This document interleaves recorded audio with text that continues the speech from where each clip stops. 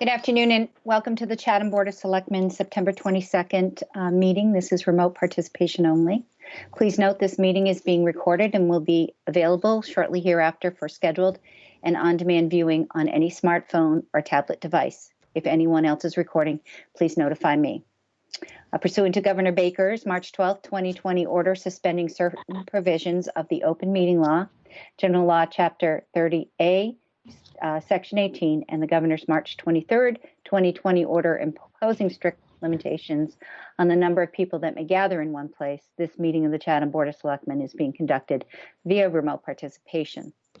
Every effort will be made to ensure the public can adequately access the proceedings as provided for in the order.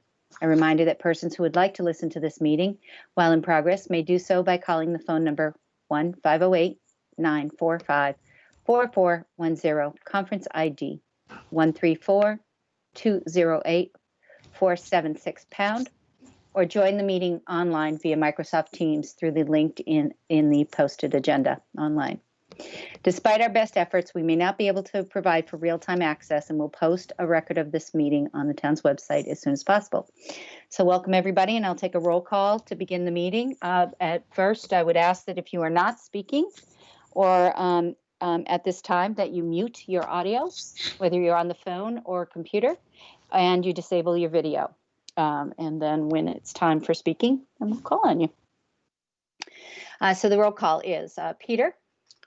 Present. Corey. Present. Jeff. Present. And Dean. Present. And I'm present, so we're all ready to go. Tonight's meeting, we have a couple of things to do, but first off, we're going to approve the meeting minutes for September 15th. Do I have a motion to approve? Oh, I mean. So moved, Pete. Okay, no, we need to do the edits. Is there anybody that has any edits or additions to the agenda? I mean, to the meeting minutes? Anybody? Okay, Corey. Very, very minor, but Okay. I know how I feel about names. Page 2, under item 2, fourth paragraph down, Frank needs a K. Okay. Good catch. And Dean, you had your hand up as well as Peter. So Dean. Yeah, page 6. Very first paragraph, first sentence, right in the middle, it has the word state. That should be corrected to read CDC. Okay. And Peter. Yeah, mine were covered. Okay, great. So motion to approve as amended. I'll do it again. So moved, Peter. Okay, second. Second. Okay. We'll take a roll call. Peter, Aye. Corey, Aye. Dean, Aye. Jeff, Aye. and the chair says aye. So the meeting minutes were approved 5-0 to 5-0. Okay. Next order of business is our public comments, and this is a public announcements and agenda item request. Further down in the agenda, you'll see that there is a public comments piece, but that's to comment on new business. This is your opportunity to give us an announcement or request an agenda item. So I'll turn to the board to see if anybody has an agenda item request or a public announcement. Anybody from the board? Okay. Then I will just let everybody know that I do. And it's about the census. It's September 21st. And Chatham needs everyone to complete their census. The results will determine the amount of federal funding we're going to get as a town. And as of right now, we are one of the lowest response rates in the state of Massachusetts. And so we're hoping that you log on to the, I think the website is census2020.gov. And you fill out the form, whether you are a seasonal resident or a full-time resident. You can count, you will help our count. As it stands right now, we stand to lose $140+ million in aid towards our roadway infrastructure, schools, human service projects over the next 10 years, and that's substantial. We're we're sending a lot of crap down the road to the next generation, and this we can do something about right now. That's very easy. It takes 10 minutes. So the census ends on September 30th. So please get out there and complete the census. Okay. So seeing that, I know that Katie has our Director of Community Development, Katie Donovan, has something she'd like to say. Welcome, Katie. Yes, thank you, Madam Chair. The Planning Board held a community forum last night on the West Chatham Neighborhood Center, and I just wanted to announce that there is a survey up on the town's website under community news. If people were not able to attend the forum and would like to provide input, the survey will be available on the website until September 30th. So we had a great forum last night. There were 48 participants, not including staff and the planning board. So I thought that was a great turnout, and we would like to get as much feedback as possible in the potential creation of a new bylaw. So thank you very much. I attended the meeting last night virtually and filled out the survey as we went along in the presentation. It was a really interesting new process. It was a lot of fun. Thank you, Katie. Dr. Duncanson, you have your hand up as well. Yes, thank you, Madam Chair. I just have a couple of quick announcements. First one is regarding the Mitchell River Bridge, which will be closed tomorrow starting at 8 a.m. And we anticipate it being closed until noon on Saturday to vehicular traffic. This was going to allow us to treat the driving surface with a preservative, as everybody's aware. It is a wood bridge. Yes, it was constructed with pressure-treated lumber, but if it's not properly maintained, and believe it or not, that bridge is now 3 years old. If it's not properly maintained, it will not last, for the next 50, 75, 100 years. So staff has already started treating the side rails and sidewalks and things like that with the wood preservative, but they are going to be doing the driving surface starting tomorrow. We need certain conditions of temperature and sunlight and whatnot to be able to do it. So we're hoping to get it in tomorrow and Thursday. And then it requires about a 48-hour curing driving time before you can drive on it. So that's why we're going to be keeping it closed until Saturday morning at around noontime. We will have the electronic message boards. If they're not up already, they will be up tonight, just indicating that closure. And in the press release that we sent out, we did indicate the detour routes, which should be very familiar to most people because they're the same detour routes we used while the bridge was under construction. And then just two other quick announcements. One, we have the Barnstable County Flu Clinic coming up this Saturday at the Barnstable County Complex from 8 a.m. until noon, as well as we have our own Town of Chatham Clinic coming up on October 8th. But I will tell you, as of late this afternoon, it looks like our flu clinic is currently full. We're double checking that with the county that handled the pre-registration for us. And we've already, Judy and I were already talking about scheduling another flu clinic in town at a point to be determined. We're just checking with Cape Cod Healthcare and all to see what their availability is. So hopefully that we'll get the word out on that shortly here. So with that, thank you. Thank you, Bob. I see that Stephen Buckley has his hand up. Stephen? Yes, Madam Chair, I'd like to request an item for future consideration. I see I took some open government training by the Attorney General's office over the summer, and I'm wondering, I think it needs to be cleared up whether groups like the Downtown Main Street Working Group are required to follow the open meeting law or not. I know it's been used for that mechanism has been used for Council on Aging for the Stepping Stone site. And before another task group is created for something else, I think that should be clarified. So I could write a letter to the Attorney General's office, but I thought I'd give the town manager the opportunity to address that at a future meeting. Thank you. Would you like to address that as future meeting, Jill, or at this time? Either or directly to Mr. Buckley. We had consulted with town council about the working groups and postings, and he had said that they didn't require a posting, but I'll certainly check the new regulations to make sure we're still compliant. Thank you, Jill. Jeff? Thank you, Madam Chair. Electronic message board on the way into Hyannis today had a reminder on the census. So, I mean, a whole bunch of people saw it as they commuted into Hyannis. So if we could free up one of those electronic message boards, it might be effective in reminding people to fill out the census. Thanks. Thanks, Jeff. That's a great idea. All right. Is there anybody in the remote, any more people in the remote participants that would like to, that have a public announcement or agenda item request, whether you were on the phone or on your computer? You can either speak out or raise your hand.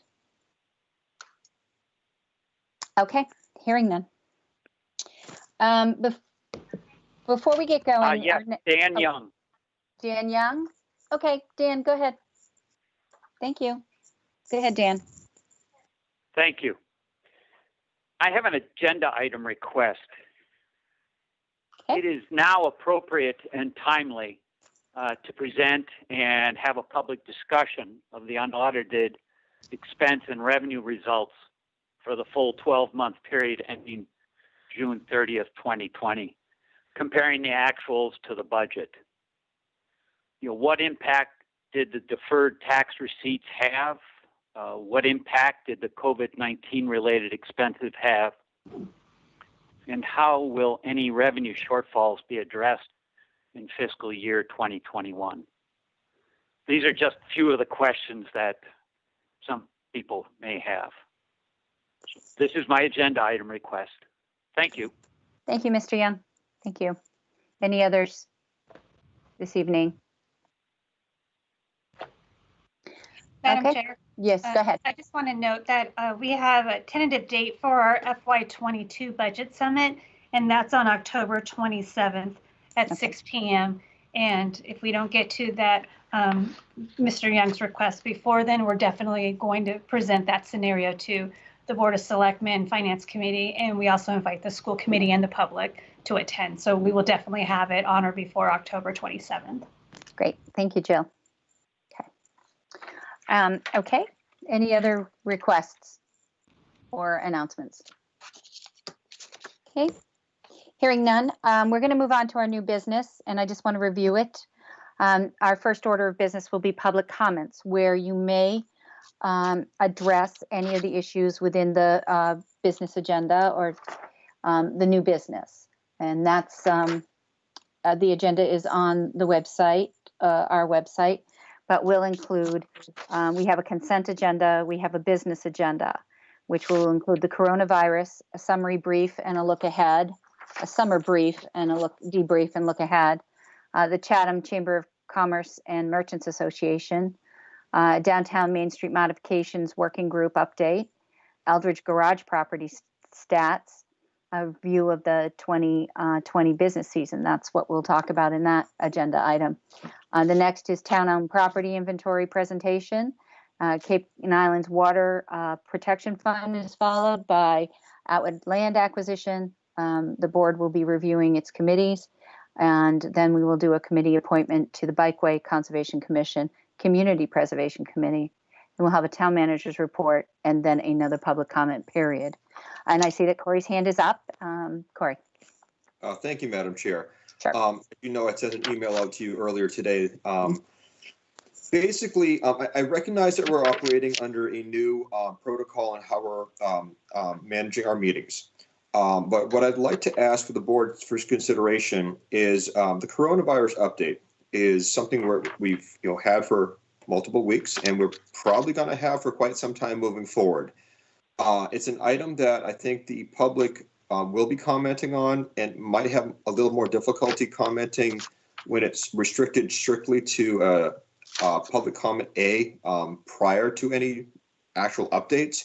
So I'd like the board to consider allowing public comment engagement during this item alone, that we remove it from the current protocol and consider engaging in the public during this item, and then revert back to the other items following the new protocol. So I urge the board to consider this request, and look forward to your comments. Okay, do we have any comments from anyone on this? Because I think we could get a consensus on this if we need be. Jeff. Yeah, thank you, Madam Chair. Thank you, Selectman Metters. I would move that item up under new business to even before public comments. So it just, public comments would just follow that update. I think it's a very important update. I think Selectman Metters makes an excellent point. And I think, folks will want to comment. So I have no issue with moving it. I'd move it up in the new business agenda as to number one every meeting. I think he's right. I don't think it's going away. Those are my immediate thoughts. Thank you. Okay, thank you. Any thoughts from Dean or Peter on this? Peter, I don't have a problem. How about you, Dean? I'm fairly neutral on it. I'm not keen on adjusting the protocol. We made an exception last week because we had the update on the Squire, and I thought I personally believe that relevant comments can be made by the public either contemporaneously or prior and succeeding, but I'm not going to oppose Selectman Metters and Selectman Dyken's suggestions. So I'm okay with what you're doing, but I have a more of a neutral stance on it. Thank you. I appreciate that, Dean. I do, because I feel the same way. I think we could take it, date it week to week, but let's allow it and see where we go with it going forward. And so what we'll do is, I think what we should do is probably pull it up for the first order of business, if everybody's prepared to do that. And that way we can move on through streamline everything going forward. So if Dr. Duncanson is prepared to make his update on the coronavirus, and Jill is ready to make hers, then we can proceed. Dr. Bob? Don't know if he went away. No, I'm here. Sorry. Okay, no worries. Okay, so let's start as we usually do with a quick run through of tonight's numbers. Right now, worldwide, we have 31.4 million cases, 967,000 deaths. In the US, we have over 6.8 million cases. And unfortunately, today we passed everybody is calling it, a grim milestone. We surpassed 200,000 deaths in the United States. As of later this afternoon at about 4, we were at 200,541 deaths in the US. In Massachusetts, as of 4 o'clock this afternoon, we had 127,969 confirmed and probable cases, and we had 328 confirmed and probable deaths.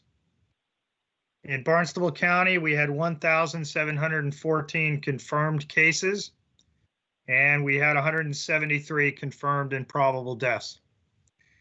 In Chatham, we are currently holding at 33 cases cumulatively since the start of the pandemic back in February, March. And we still have the 2 deaths that we've been reporting on. We're not aware of any other deaths of Chatham, official deaths of Chatham residents. So that's a quick rundown of the numbers. On a couple of other topics, as I know the board's aware, because you were provided the press release when it came out on Sunday. It was a very busy weekend. We had 2 events take place on Friday. The first was notification of a Chatham resident who had returned to Chatham from travel out of state, had subsequently been in contact with some other members of the family and That individual turned out to be COVID positive. And one of the other members of the family also turned out to be COVID positive, who is a student in the Montgomery Regional School System. As a result, the school system initiated their COVID response plan. And in fact, they went above and beyond what the state requires, because the state only requires that close contacts to a student be quarantined for the mandatory 14 days.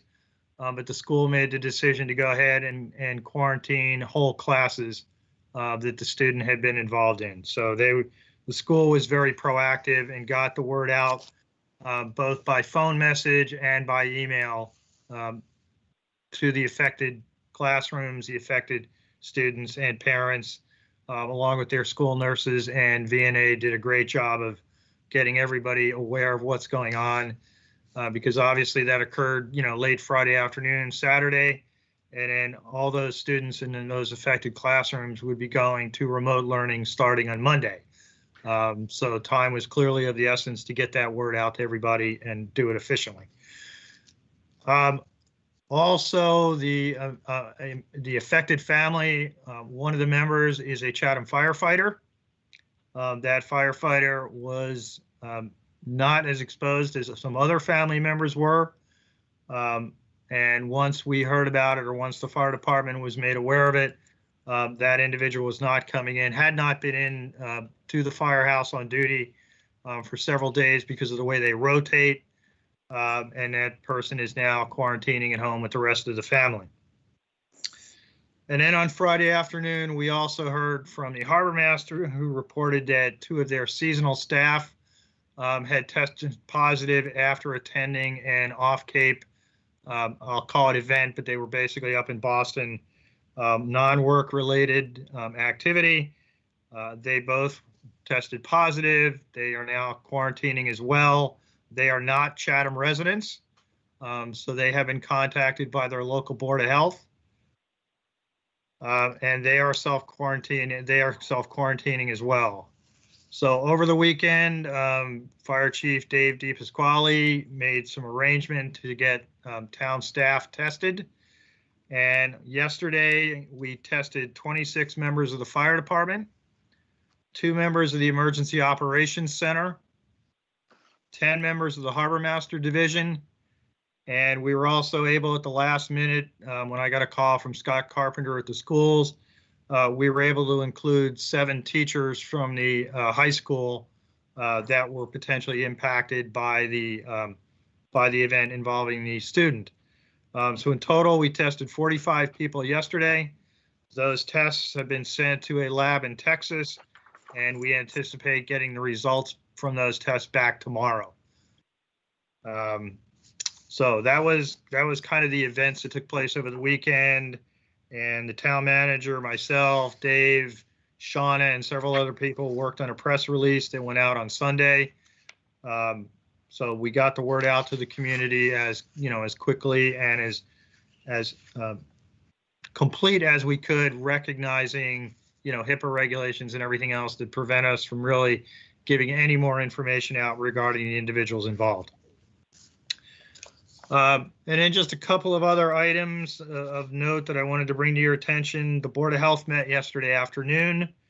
And as you know, after the community forum and the joint meeting last week, you had asked that they review several topics and determine whether or not they were going to take any further action on those topics.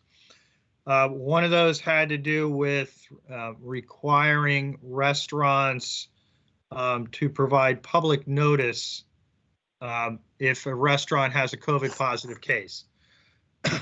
So they talked about that, and they did ask, they finally ended up on that topic where they asked staff to draft up a proposed emergency regulation, coordinate review of that with town council, and bring it back to the Board of Health at their next meeting. As you can imagine, there was a fair amount of discussion about it in terms of, how helpful it is, would it put restaurants at a competitive disadvantage, all those kinds of issues. So they've asked us to draft it up. And we'll have something for them at their next meeting that they will then hold a public hearing on to get, more input from the community. There was a representative, Mary Cavanaugh was on the call yesterday representing the chamber, but they had not really had any opportunity to talk about that topic specifically. But she was going to take it back to the chamber community, primarily the restaurants, and talk about it. One of the other things the Board of Health talked about was testing. And again, this had come up last week in the context of, if a restaurant has a positive, obviously close contact, soft quarantine, but there was some suggestion of requiring testing of all the rest of the restaurant workers, and the restaurant having to stay closed until those test results came back. The Board of Health discussed that. They talked about testing, about the economic impacts of testing, the fact that, there are tests out there that are very quick and relatively inexpensive, but they're not very accurate. They're prone to false positives, false negatives, and whatnot. So ultimately, the board decided at this point not to take any action in terms of requiring all restaurant workers to be tested in response to a positive. And the board's going to continue to, they'll keep that under advisement. And if things change, the board, obviously can go back and revisit that issue. So those are the primary things the board talked about yesterday. The other thing that they did do was they took a vote to recommend to you and the Parks Department that the cement blocks that were placed at Schoolhouse Pond to close off a number of parking spaces could be removed. A number of members of the board have been there over the last couple of weeks. And obviously, given the time of year, the usage at Schoolhouse Pond is at most of our beaches is way down. So members didn't feel that it was absolutely necessary to keep those cement blocks in place, blocking off the parking spaces. They do, however, recommend that the signage prohibiting parking in the grassed areas around the parking lot, as well as the signage on Sam Ryder Road, should remain in place. So that we'll be sending you something formally on that in the coming days. But that was a recommendation to both your board and the Park and Rec Commission. So I'm sure the Park and Rec Commission will weigh in next week on that at their next meeting. And then I just wanted to talk about a couple of things quickly that came up during our conference call with the Department of Public Health today, because there were some things of interest. There are some things that I think will be of interest to the community that will be changing as of Monday. So we're expecting updated guidance to be coming out today that will touch on these topics, but most of these things are not effective until Monday, the 28th. One of the things that was talked about, which isn't in that light, but the folks at DPH really cautioned school districts and towns to not use the color-coded map. As you remember, last week Chatham was in, or 2 weeks ago, we were in the red. Last week we went back to the gray zone. And there was really some caution to school districts primarily to not rely on simply being in the red 1 week as reason to wholesale change the way they're operating the schools. The DPH really said, hey, folks, you really need to be, in the red zone for a couple of weeks before schools would be expected to say, change from in-person learning to remote learning or something like that. I think that was a recognition of DPH, that map is not the be all and end all of what's going on in a community. And I think, we know that as well as any community after what Chatham went through. So that was good information that they wanted to share with everybody. But then just in a couple of other things, one, a couple that affect restaurants in the community, and I think these are all positive changes. But again, these do not take effect until Monday. And one is that the group size at tables will be allowed to increase from 6 to 10. Right now, group size at individual tables is limited to 6. Starting Monday, that will increase to 10. The tables still have to be 6 feet apart, but now if you have a larger family or whatnot, you can have that large group all at one table. Seating will also be able to take place at bars. There will be no bar service, no drink service, But restaurants that have a bar can use that area for seating with certain conditions. One, the seats, a couple can sit together, but there has to be the 6-foot distance then to another, non-family group, if you will.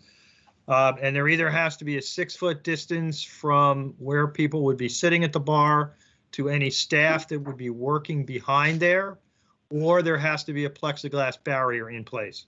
So, I don't think we'll see that necessarily happening overnight at some restaurants because, they may have to make these physical changes. But I think that's good news. And then the other one that I think, might be good for the restaurants is they will be able to start using laminated menus. Starting Monday up until now, it's either been, digital menus or some other way that people don't have to touch them. But starting Monday, they will be able to use laminated menus again, provided they are clean and disinfected in between each group, if you will. One of the other things, and this relates to retail establishments, starting Monday, self-service beverage bars and whatnot, similar items will be able to open. And this really impacts places like Cumberland Farms that had a self-service drink station and coffee station and whatnot. Those will be able to reopen starting Monday, only in the retail setting. So not self-service salad bars in restaurants, not self-service food in hotel lobbies or things like that, only in retail establishments. So it's really for those places like Cumbies and others, that had a self-service drink station or coffee or whatever. Those will be allowed to start opening on Monday. And then there was a change in the event standards that's now going to allow valet parking, recognizing that some people have mobility issues and whatnot. And so they may need to use a valet service to park their car. And then recognizing that we're going into the winter season, coat rooms will now be allowed for events. So, if you're going to a big event and, in the past you could drop your coat off in a coat room, that will now be allowed again starting Monday. They seem like small things in some respects, but to some of the venues and events, they can be important items. And then I just wanted to indicate that relative to Halloween, we are still waiting for guidance from Mass DPH, but CDC did come out with some guidance on Halloween activities earlier today, and I'll be sending that out later today to everyone in Chatham, and we'll get that information posted up on our COVID-19 webpage.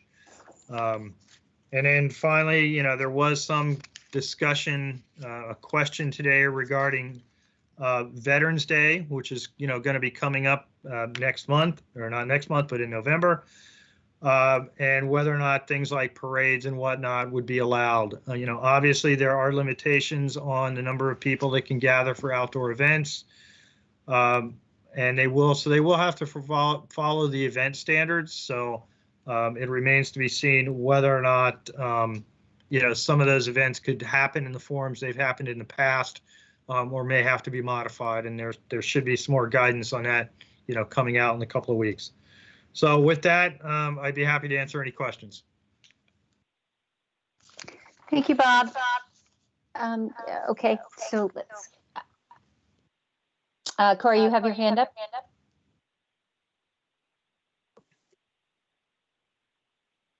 Yes, Madam Chair. I know only just a comment. Hold on, Corey. Back. Craig, we're getting some feedback. Do you know where that's coming from? I think it's been resolved. Okay, go ahead, Corey. All right, thank you. No, there was a tremendous amount covered right there, and I want to thank you for that very thorough update on all that material. I just wanted to make one comment. With regard to the Monomoy school, obviously that hit my ears really quickly when I heard about that, since I have kids in the school system. But I do have to say that the superintendent and the school and the manner how they communicated, timing, material-wise, to the best of their ability, as a parent, I appreciated that. I think they did a very good job, a very thorough job, getting information out there over the weekend, and the steps that they've taken thus far. So, we knew it was, I guess we knew kind of was going to come at some point. And I think they've handled it very well. And I expect them to continue to handle it well. So I just wanted to just kind of give those comments. So thank you. Thanks, Corey. Anybody else? Questions for Dr. Bob? Comments? Okay, I will ask the remote participants if they want to raise their hands to ask Dr. Duncanson a question, or if you are on the phone, please speak out and I'll take your name. Any questions for Dr. Duncanson? Okay. Hearing none. Thank you, Bob. As always, this is a lot of work that's in coordination going on, and the information is crucial and important to each and every one of us. And the more we know, the better off we are. So our next update is from our town manager, Jill.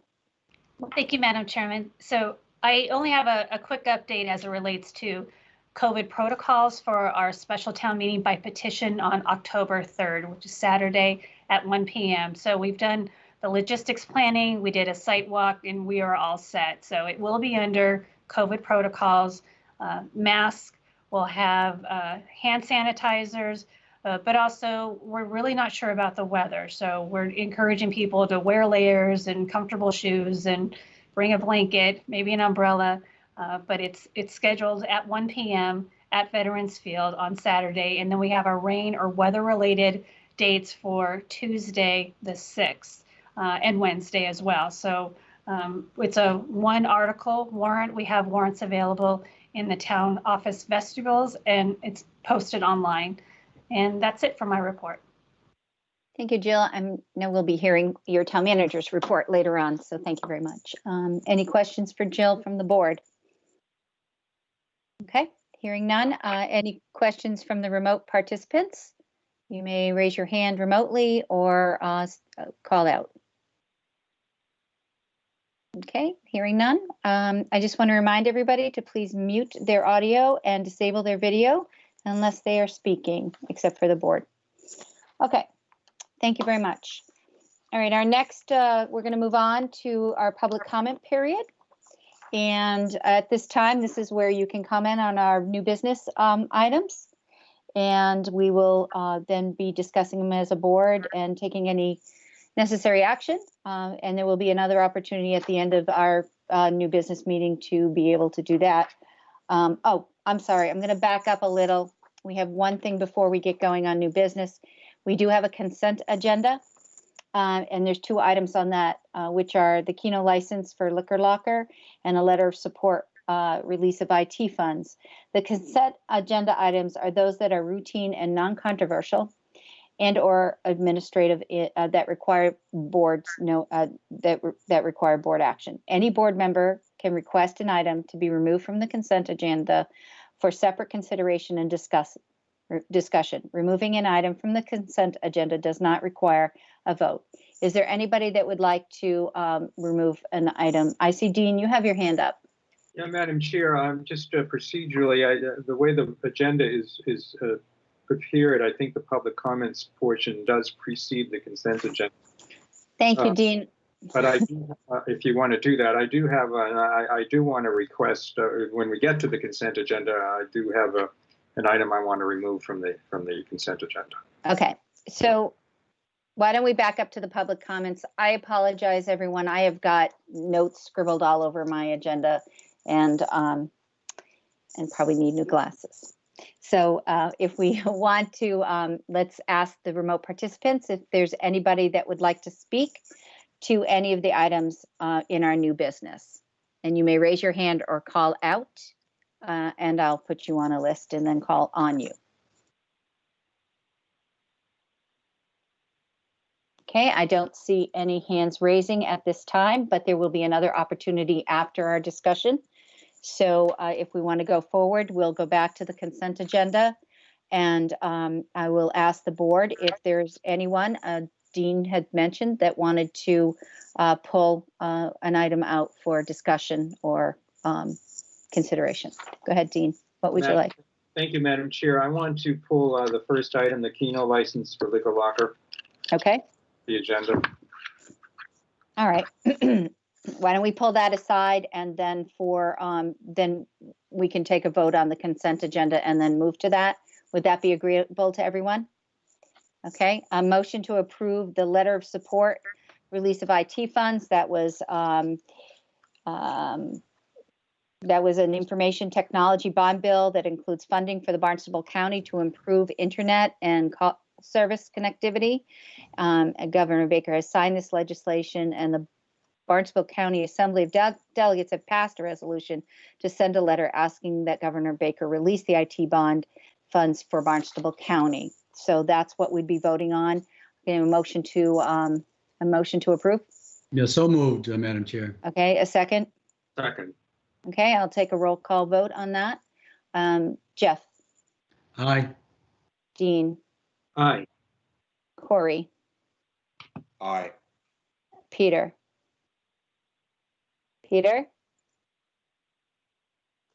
Aye. And the chair says aye. Okay, that's been approved. All right, now we'll go on to the Keno Liquor Light.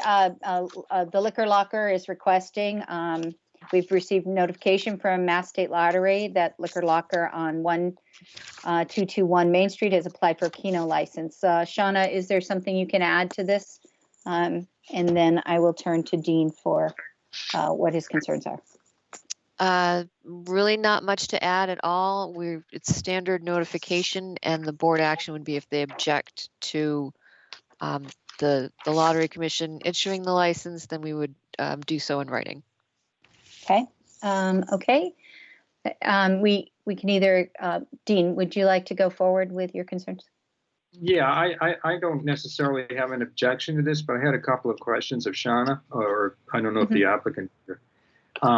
This is a liquor store that is applying for the Keno license. Do we have other liquor store establishments that have a Keno license in town, or do we know of others in other towns? Because the reason I ask the question is I don't play Keno, but usually you find the Keno feature in restaurants where people are sitting down and there's some back and forth. And it's not something that it's not like buying a lottery ticket where you go in and buy the ticket, you leave. And the reason, obviously, that the question occurs to me is because of COVID. Are we going to have people lingering in a store to play Keno? And how is that going to affect public health? So I really wanted to ask the question. You started to answer, Shauna, and I jumped on your line. So that's okay. I believe the last one that this came up for was I think it's the South Chatham Village liquor store. Small one next to the post office down there. I believe that was the last time that this was an issue. The board did not object in that case. As far as I know, they would be continuing with that. As far as number of people in the store, they would still have to abide by whatever the governor's orders are at the time that this would be issued. Madam Chair, if Dr. Duncanson is still on the call, I wonder if he might have a comment. I don't want to put him on the spot, but maybe he can shed some light on the requisite or the limitation on gatherings in a retail establishment. Dr. Bob, are you able to answer that call? Yeah, the limitations are 8 people per 1,000 square feet and a overall limit of, I think it's 50. But this definitely would be unique, and I'd like the chance to review the guidance and get back to you. Okay. I mean, I don't want to hold up the applicant, but I suppose my hunch is that as long as they're complying with the limitation, whatever it is, you could have someone coming into to a liquor store to shop for alcoholic beverage and linger in the store for a long period of time, going aisle to aisle. So I suppose it doesn't matter whether they're doing that or whether they're in front of the Keno screen. So I don't have an issue. If what Dr. Duncanson was referring to was getting more precise information on the limitation, I don't think I need to wait for that. But if he was thinking that there might be some specifics as to this situation, I would be inclined to wait. So I don't know if he could clarify, but I don't want to hold up the application unnecessarily. Okay, thank you. As a matter of protocol here, so this is we'd only be taking an action if we were objecting to the applicant, correct, Shauna? That's correct. And you do have Okay. 21 days from the notice of some receipt of the notice. So we are well within that time frame. Okay, thank you. So does anybody want to make a motion to object? Corey, go ahead. Your hand is up. Thank you, Madam Chair. No, I just wanted to make a couple of comments, if I may. I think we're kind of looking at this with two different layers. One is the general operation of a Keno license, and two, the operation of it under the current COVID-19 scenario. I don't have an objection to the general operation of the license, so I don't think there's going to be anything that would really support us moving forward with a letter of objection, because if the COVID situation was not current, the Keno license could operate and be fine. So I don't think we're in a situation where we should be sending a letter objecting it. I do think we need to stress to the applicant that there are certain health restrictions, capacity issues, and limits that if they were to obtain this Keno license, that they would have to be operating under those guidelines or restrictions. And that is a separate layer of review and enforcement that would need to be taken. But the action tonight is whether we object to the initial operation of a Keno license. And I don't think there's anything that would merit us sending a letter. But I do share Selectman DeCastro's concerns about the way Keno is played. It's a gathering game. People gather, they socialize. That would have to be watched carefully moving forward to avoid any such situations. But those are just my thoughts. Okay. Any further thoughts from the board? And I'm not hearing any motion to object. Okay, all right. So we take no action on this. Correct? All right, thank you. Madam Chair, Okay. will this be back on the agenda at a future point for information to us, or are we just going to let it go unless someone has an objection within the 21 days? Yeah, I mean, we don't have to let it go if that's the case. Jeff, do you have a comment, question? Jeff? Yeah, I do. Thank you, Madam Chair. I just would make a suggestion that perhaps the Board of Health or town manager or someone just write to the applicant and say, look, guys, we didn't object to this, but we have some concerns during the time of COVID, and these are our concerns, and so please make sure that you abide by, the social distancing guidelines that the governor has laid out and CDC's laid out. I think that's appropriate. I think it's very appropriate in these times. Thank you. Jill, is that appropriate? Okay. And Dean, are you wanting to? No, you're fine with it? And I don't think it needs to come back to us. Okay. All right. So we're not going to object. We don't have to respond, Shauna, right? We don't have to send anything to the Lottery Commission unless we want to object. Correct, do not. Correct. Okay. So I'm okay with what Mr. Dykens has proposed. Okay, thank you, Jeff, for that. Thank you, Dean. All right. We're going to move into the business agenda. We have already done the coronavirus, obviously, so we'll do the summer debrief and fall look ahead. And there's several chamber and downtown business related presentations here. Jill, is the Chatham Chamber of Commerce, are they speaking tonight? Is that what they're making a presentation, or? Yes, I saw Susan Dim. I'm not sure if I saw Mary Kavanaugh. I do see them both, but I have Corey's hand up, so I just wanted to, Corey?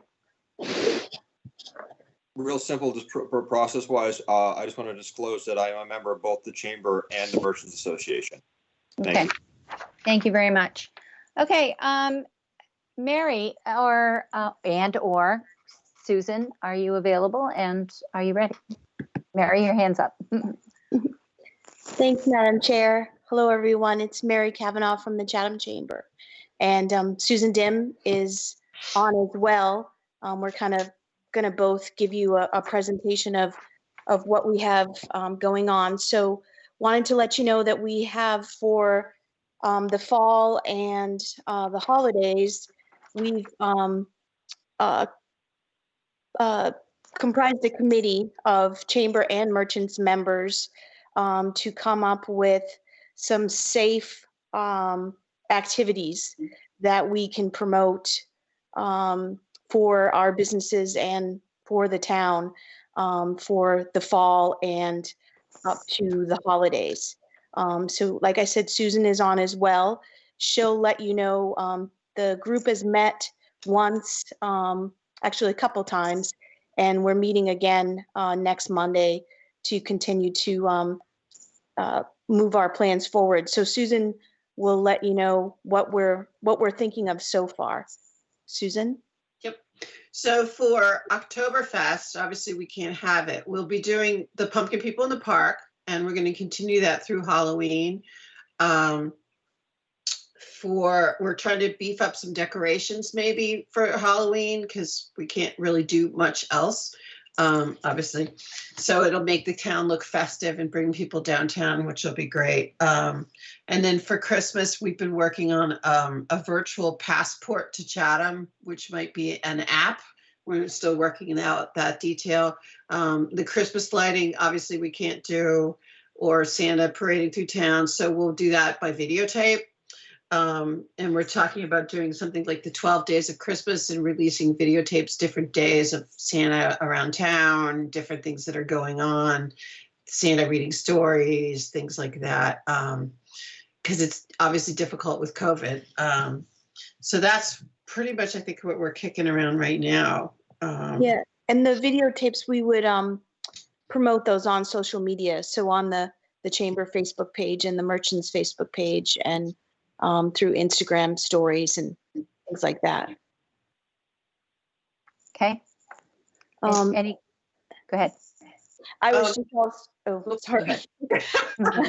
I was just also going to mention that the Chamber and the Merchants are going to host our annual meeting via Zoom. We're going to do that together on October 26th. An email is going to be going out to our members if it hasn't already. Should be going out this evening just to save the date and just some other further instructions. So we're planning that as well. Great. All right. Any questions? I guess with the Pumpkin in the Park, you have to come before us for permission for the use of the park. Is that Parks and Rec? Park and Rec. Okay. All right. Yeah. Good. Okay. And that's all been put in place and you're on their agenda. Good. Yep. I know this has been pretty difficult to come up with the virtual promotions of local businesses, and you guys are really challenged by all of that. And not having cultural events available is a big, as a draw, is a really tough one. So I encourage everybody to support local businesses as much as possible during the holidays. Do not, just, it's so easy to go onto Amazon and click for your Christmas gifts and things like that. But downtown has a lot to offer, and our town does. So I hope encourage everybody to do so. Peter, you had your hand up. Yeah, thank you, Madam Chair. You covered a little bit of what I wanted to say, and I agree.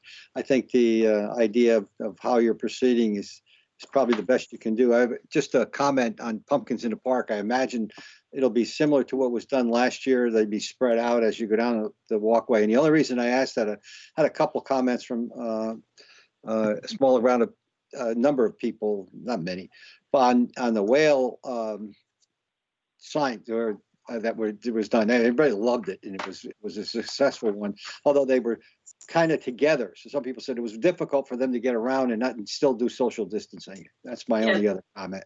The whales were clustered together because they all had to be within camera range because they're a huge draw for being stolen. So that, we don't have to worry about that with the pumpkin people. We can socially distance the pumpkin people. Yeah, I get it. Thank you. Thanks, Susan. I just also wanted to mention that we'll definitely be promoting Small Business Saturday, heavily through social media as well, and encouraging people to visit our local businesses. So that's on the agenda as well. Great. Any other questions for Mary or Susan? None? None? Okay. All right. Is that it? Are you all set? Okay. Thank you, guys. Thank you very Thanks. much. Okay. Our next agenda item for discussion with the board is the Downtown Main Street Modification Working Group update with Katie Donovan. Welcome, Katie, Director of Community Development. And hi. Hi. Go ahead. Thank you. Thank you, Madam Chair. So we wanted to provide an update to the board. So the working group met throughout the summer. We held 12 weekly meetings to assess the changes that we had put in place earlier on in the summer. I think that the board had voted on or about June 16th on the recommended changes by the working group. So the working group continued to meet throughout the summer to assess the changes that were made. And ultimately, there were a couple of times that we came back to the board for modifications to what was originally approved. But just, looking back, we just wanted to make sure that we were just providing an update to the board.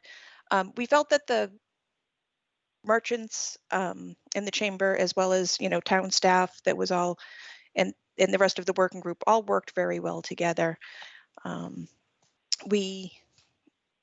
I apologize. I just lost my spot. So the group overall felt the changes that were put in place were successful and just enough to promote the social distancing for the downtown area. Moving forward, the group is recommending that the changes remain in place through Columbus Day, with the prediction of a heavy or busy fall season moving ahead. So the idea would be to leave the changes in place until that time. After Columbus Day, the recommendation is to leave the hatched parking spaces, leave the hatched marks in place throughout the winter, and to put additional signage in place to allow for parking in those areas during the winter time. The other thing that we would do is DPW would actually change the paint color of the hatched area from yellow to white. I think that there was some comments that the yellow hatched area led to some confusion about whether or not people were supposed to be parking there at all. And so the idea is that we would change those yellow hatched areas to white and put up additional signage so that the area could be utilized for parking at any time throughout the winter. One other change that is being requested to be made is that we take one of the areas that was labeled for no parking in front of the chamber booth and to create or just to reduce that down to one. So there was 2 spaces in front of the chamber booth that were designated as no parking. And just based on information, and we're recommending that it would only be 1 space moving forward. So the other idea is that the board would like to meet monthly throughout the winter to kind of look ahead to the next season to see what, if any, additional changes could be recommended to the board if necessary, or potentially take input from folks throughout the winter to bring that back to the board as well. So, so I think that I have provided a suggested motion if the board is in favor of these temporary changes. But happy to take any questions. Also, as you know, Mary and Susan are here. If there's any additional questions for them about the participation in the working group. Great. Thank you so much, Katie. Dean, you're on the working group. Would you like to speak? Sure. I was just raising my hand. Sure. Thank you, Madam Chair, and thank you, Katie. I just wanted to say that I attended every meeting of it, and we met once a week. And I was very impressed with the input from everybody who was on it, not the chamber and the Merchants Association included, and also especially our various town staff, the two chiefs and the other members, Judy Giorgio, and I know I'm going to forget people, but there were a lot of people on it. It's in the list is in the memo. And I think ultimately, we started out with some broader ideas, and then when we started to put our ideas down on solid ground, we modified things, and I think we came up with a Goldilocks approach, not too much in one direction, not too much in the other, and I think it worked. I think we all thought it worked, and we all felt it was important for the town to understand and know what we were doing, and I think the idea of keeping things in place for next season, just in case, is a good one. I do want to also mention, Tom Temple was involved as well. It was his department did a lot of work and had to constantly make changes on the street for us and with signage. And so it was a very, very good operation all the way around, and I'm very, very appreciative. And I hope one of my colleagues offers the motion that's proposed. Thank you. Thank you. Peter, you have your hand up. Yeah, thank you, Madam Chair. I'm going to make the motion, but I want to make a comment first to follow what Dean said. I've been on, a couple of other Zooms where other selectmen from other towns have been involved, and a few of them have made comments about how they, which is kind of nice to hear, they come to Chatham to get some of their takeout food, and they have been very impressed by what we have done. And understanding the fact that we have a very difficult Main Street to deal with it. And they were particularly impressed that they could pull up into places and then get out and get their food. So, that's coming from other towns. So I think I agree. I think you should continue with what you're doing. And I think in a lot of ways we've had a number of committees that have worked on things that have worked out pretty well. So I move to support the recommendation of the Downtown Main Street Modifications Working Group to remove one no parking, quote unquote, space in front of the chamber booth, allow the hatched parking designation remain in place, that's paint changed from yellow to white, and that additional wording be added to the existing signage allowing for parking in the hatched areas from Columbus Day to Memorial Day. You have a second? Second. Okay, great. Thank you, Jeff. Any further discussion or comments from the board? All right. Good job. Yeah, it was a really great job. It was great to drive and find a place to park to pick up food. Certainly was. Jill, do we need to take an action, or Katie, on the continuing of the monthly meetings for you guys, or was the working group under your purview, Jill, or ours? I can't remember at this point. Under mine, and Okay. I think I'll just check in with Katie and certainly with Mary to decide how often we need to meet. The meetings are pretty brief now, and certainly we can regroup as we get further into the season. Great, thanks. Okay, hearing no further discussion or questions, I'll take a roll vote. Dean. Aye. Peter. Aye. Jeff. Aye. Corey. Aye. And I say aye. Okay. 500. Great. Congratulations to the group. I think you guys really did, as Dean had said, a really good job at keeping downtown flowing.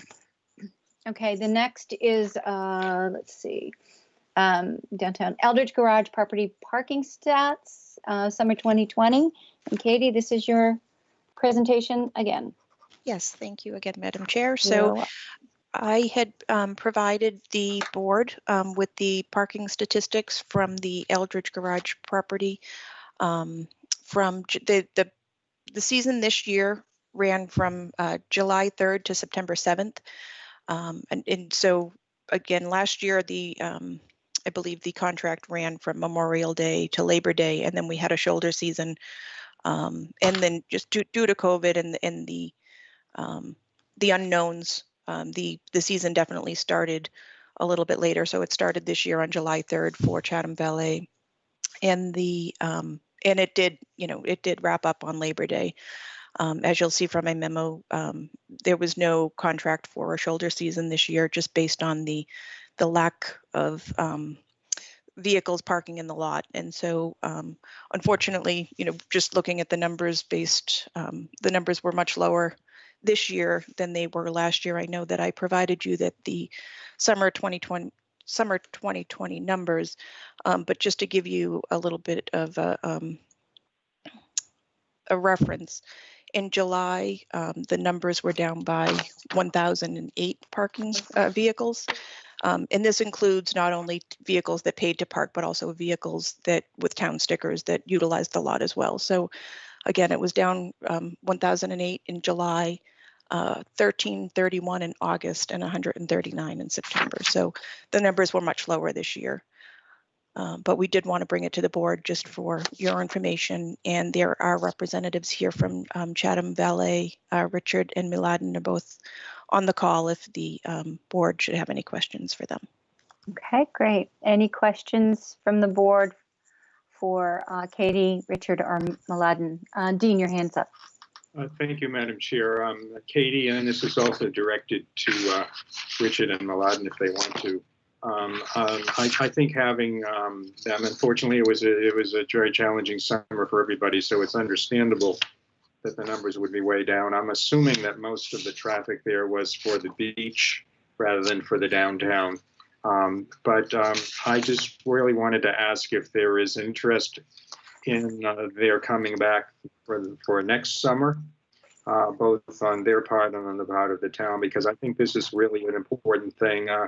It was an offshoot of the whole discussion about what to do with the Eldridge Garage property. The Selectman Davis and I served on the committee, and parking is a big part of that. As Katie, you staffed that process and worked out a nice plan that would allow for anywhere from 80 to 100 plus cars on a really hot day in a good summer, and especially if you could valet them. So we continue to have this sort of a trial process.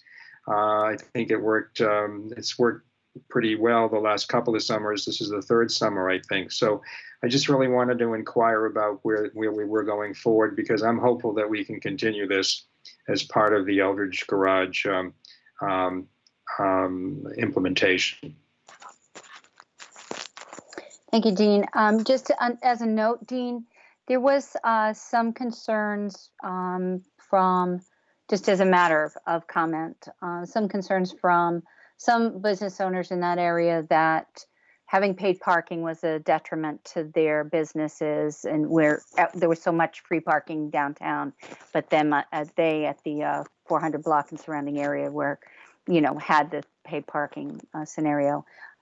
It might be something we want to talk further about down the road next year if we're still in this scenario. But otherwise, I think that this has worked out as best as possible for this year. Nobody knew what to expect for the summer, but I see that Miladen's hand is up. Welcome, Miladen. Do you have a comment or a response?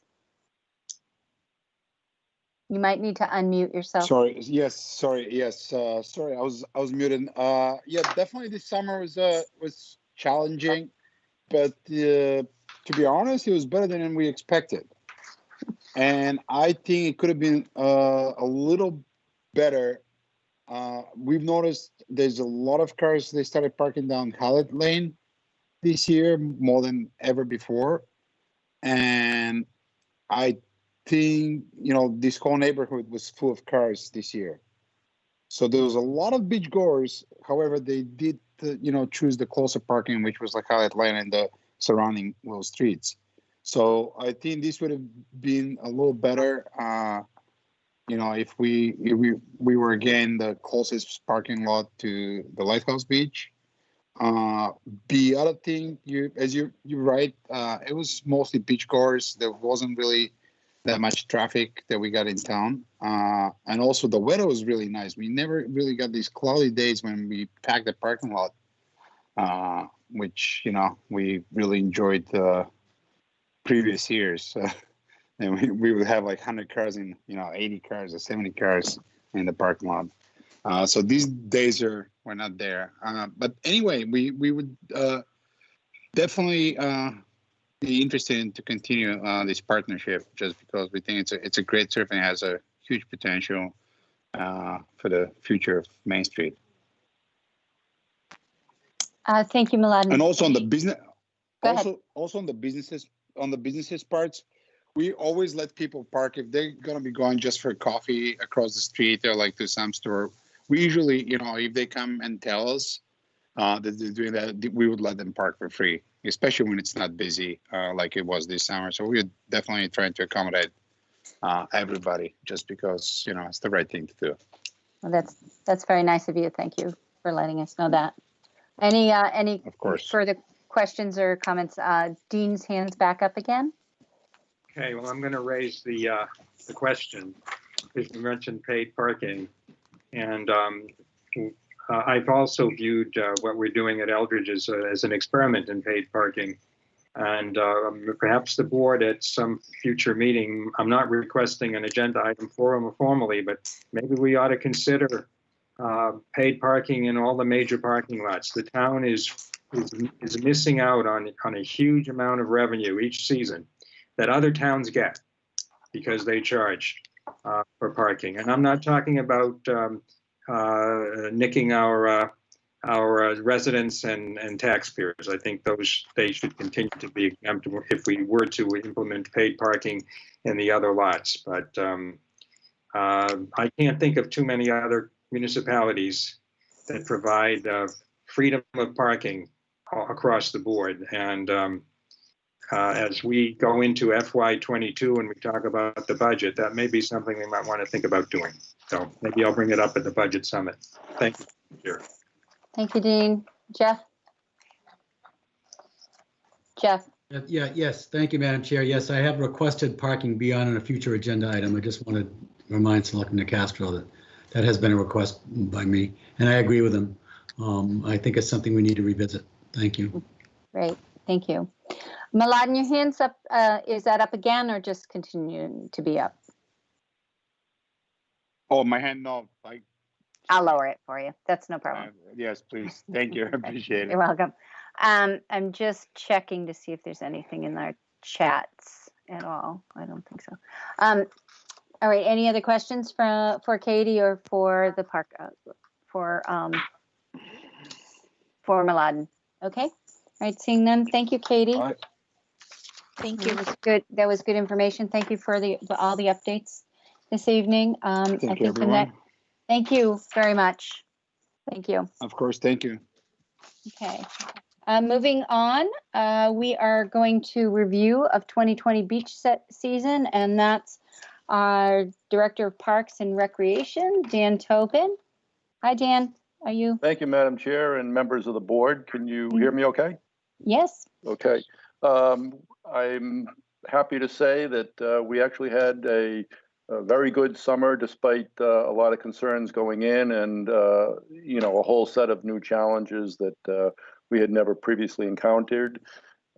We were able to get good staffing levels for lifeguards at our beaches and at our Lighthouse Beach Patrol.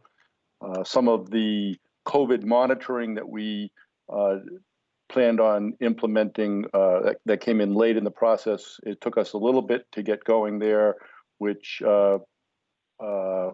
in finding individuals to do that, but we were able to successfully find that, and that was able to curtail some of the issues that we were dealing with, particularly at Schoolhouse Pond, which we knew going in was going to be a particular challenge. But having personnel available and then finally upgrading to the large concrete blocks which were in place deterred the overcrowding situations that we had there. Also, due to the extensive drought that we experienced this summer, we opened up quite a bit more beach space, probably doubled plus the available square footage of beach space at that location. A couple of our beaches really benefited from the dredging that was done this summer, both at Cockle Cove Beach, which made that again a usable beach and allowed equipment to get on to do beach raking both there and down to Ridgevale Beach.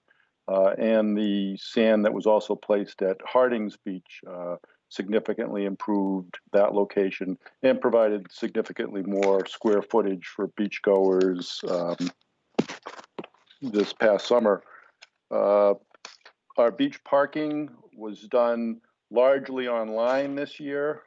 It was a little challenging for users as it took about 5 minutes or more time once you got to the beach to go through the process of procuring a ticket or a pass there and then showing the gate attendant that you had done that.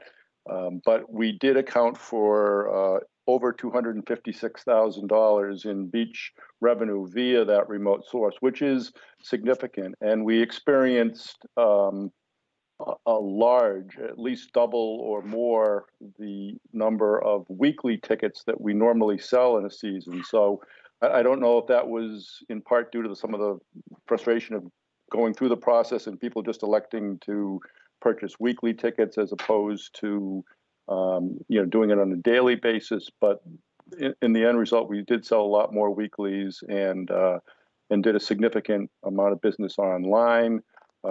We had just a little bit of cash sales on top of that, but that was a complete change from what had been all cash sales historically in Chatham since beach parking started to be charged for many years ago. So that was very good.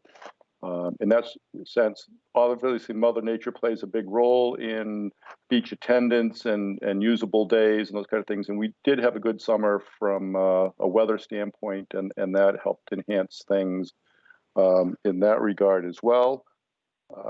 Relative to sharks and seals, I'm happy to say that no problems with either of any significant nature. We didn't have any closures for shark sightings, particularly over at Lighthouse Beach, which is our primary area of concern with that. And even the number of seals at all of our saltwater beaches seem to be down this year in terms of the closures that we needed to set for that. Our standard policy is 30 minutes, after a seal leaves an area before we reopen it to swimming. So we did have some closures, but that seemed to be down somewhat this year as well, versus past, practice and situations relative to seals.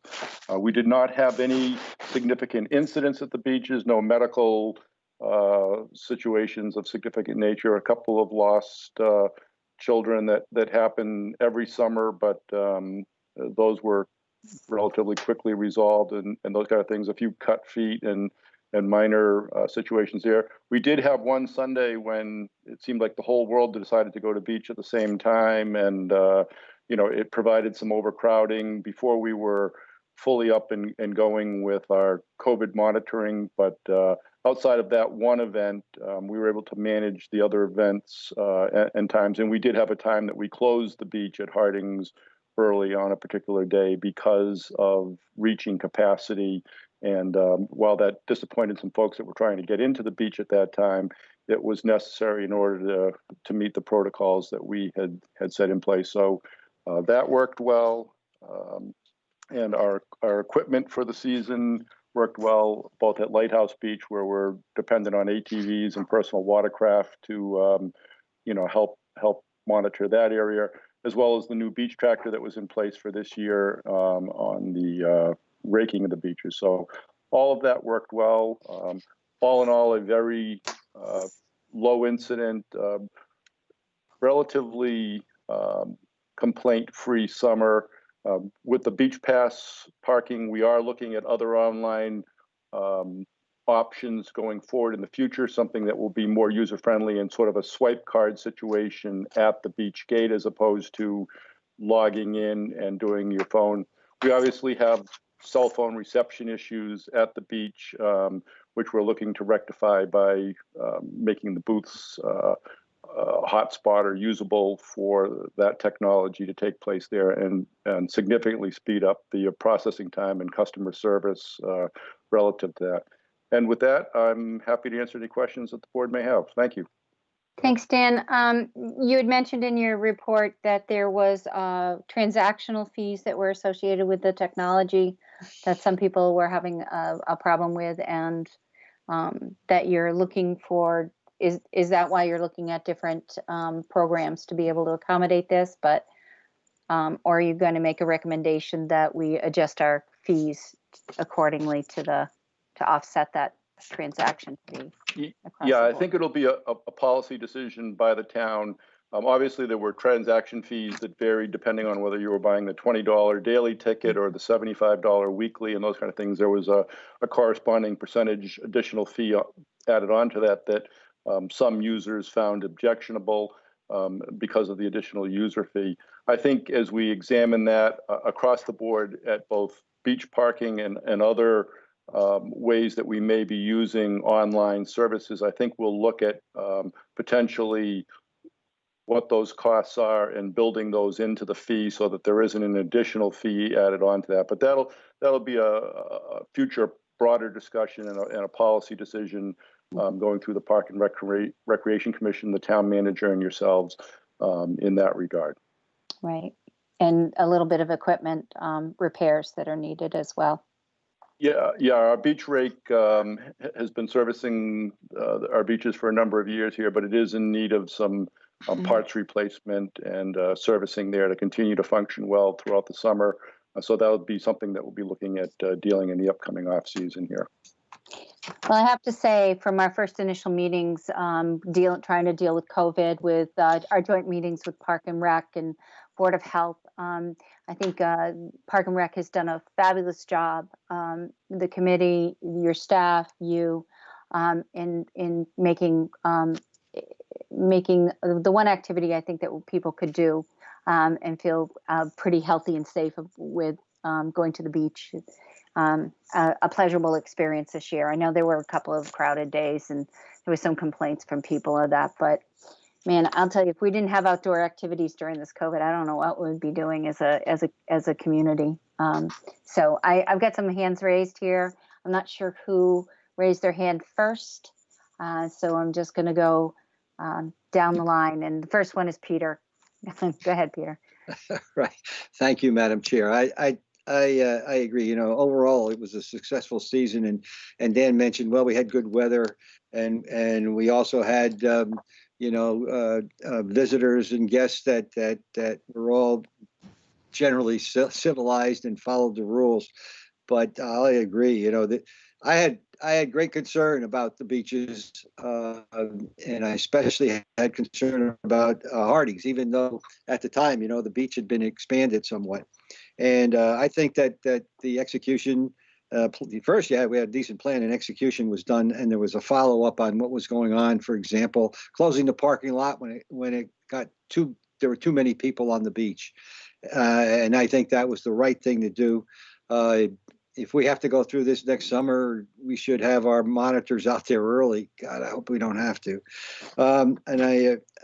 There's a number of lesson learned that we had, and I would agree wholeheartedly that we look at making wireless transactions and a norm.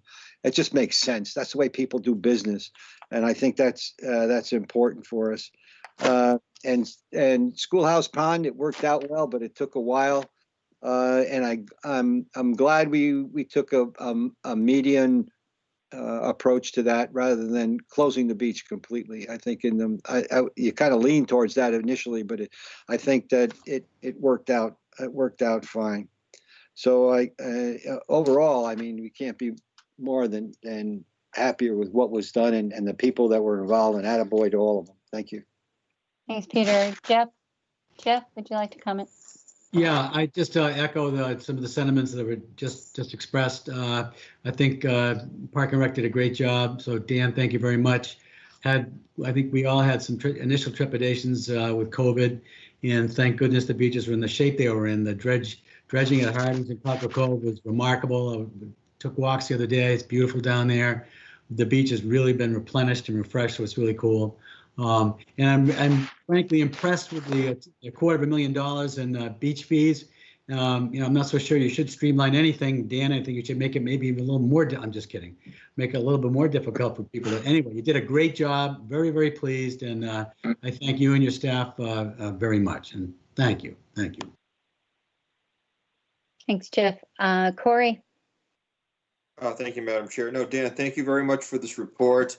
I hope we can take a lot of the notes we've taken over the summer and start planning for next year. I know there's a lot of still unknowns. going into next summer, but we can start planning on process, protocols, budget planning, et cetera, et cetera.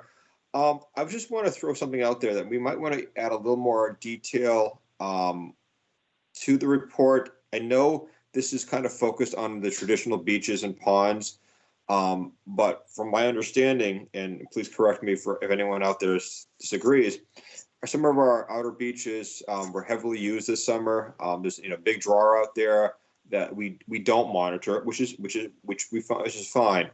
But how that plays out with our resources, our harbor master, our et cetera, because there was at least one incident out there that our staff acted tremendously in responding to saving a child. So I just want to just kind of broaden the lens a little bit, making sure we understand what's going on all our beaches, the traditional venues, and then the ones that are a little bit harder to get to, but are definitely of high interest for a lot of folks. So those are my thoughts. Thank you. Thanks, Corey. Those are good suggestions. I know that we did throw some resources out that way, North Beach Island and Outer Beach. Any other comments from the board? All right. Hearing none. Thank you, Jan. Thank you, and just for your support and all. This was truly a team effort, both on the parts of the many seasonal staff and staff involved at Parks and Rec, but also the other departments across the board that assisted to make this all come together. So thanks go all the way around there. Thank you very much. Super. Okay. All right. Our next order of business tonight is the town-owned property inventory presentation. This was part of the Board of Selectmen's goals and objectives. And again, we have the Director of Community Development, Katie Donovan. Hi, Katie.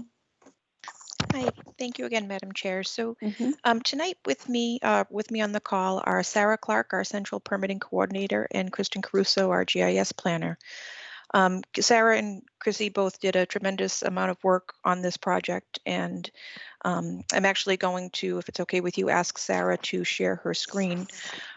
So Sarah's going to bring up some of the information that we provided to you in the packet. But just to give you a little bit of background information, community development staff have compiled a comprehensive list with supporting background information on all town-owned properties. They did this by reviewing assessing data, registry of deeds information, and past town meeting warrants to compile information relating to each parcel to determine how properties were acquired and what, if any, restrictions were there. So Sarah, if you could share your screen with the spreadsheet.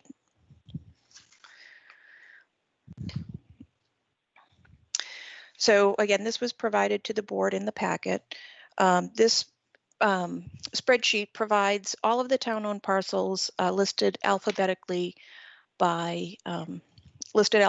with information relating to their assessing information, zoning district, deed book and page, their restriction if there is one, and if not, the current use of the parcels. There's a note table, looking about discussing how it was acquired, or if it was, what article what may have been from town meeting, or if it was a taking. And then it also provides information on the parcel size. And so in providing this information, we also, Chrissy created some maps. And Sarah, if you could now share your screen with the town-owned parcels map, that would be helpful.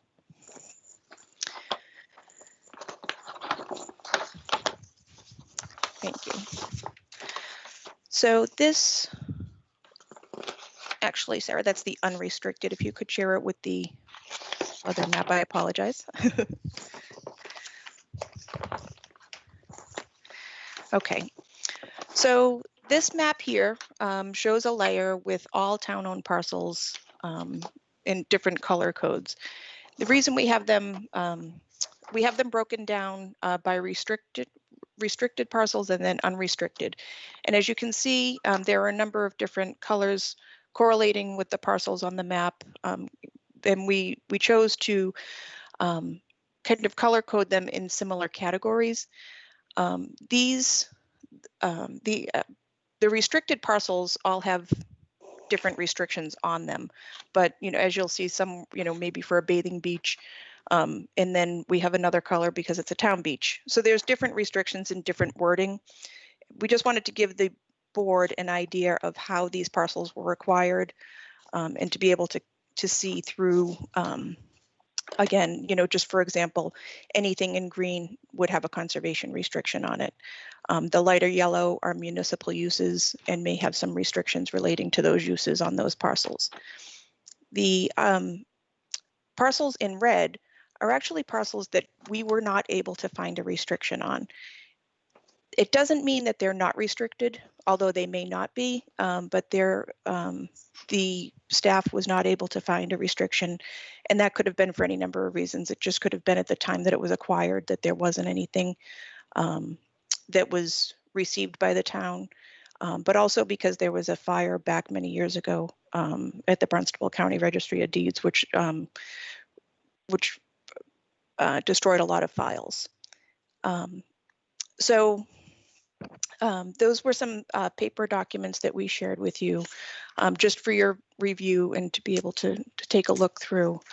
One thing that we'd like to do now is to share how this data can be accessed in real time, if you will. So in the event that the board is looking at different parcels of land for, a potential municipal use, or if they were looking at land potentially to dispose of for affordable or attainable housing, we would be able to provide information on these parcels in real time. So let's see, I think if Sarah could, she's going to share her screen. And this is a layer in our GIS system that has been created by Chrissy. And if you'll see, the parcels are identified as they are in the paper maps that you were provided, but you'll also see an icon on the parcels. So as Sarah hovers over a parcel, it will bring up some information relating to the parcel ID, and then she'll click on the people form, which is the area, the form that we use to gather the data. And then she'll be able to pull up a PDF, and that PDF is going to have everything from whether or not, if it was a taking, it'll have deed information, assessor's information, town meeting information, so that, in real time, as the board is looking at different parcels, we'll be able to see whether or not a parcel would be usable for a certain use or not.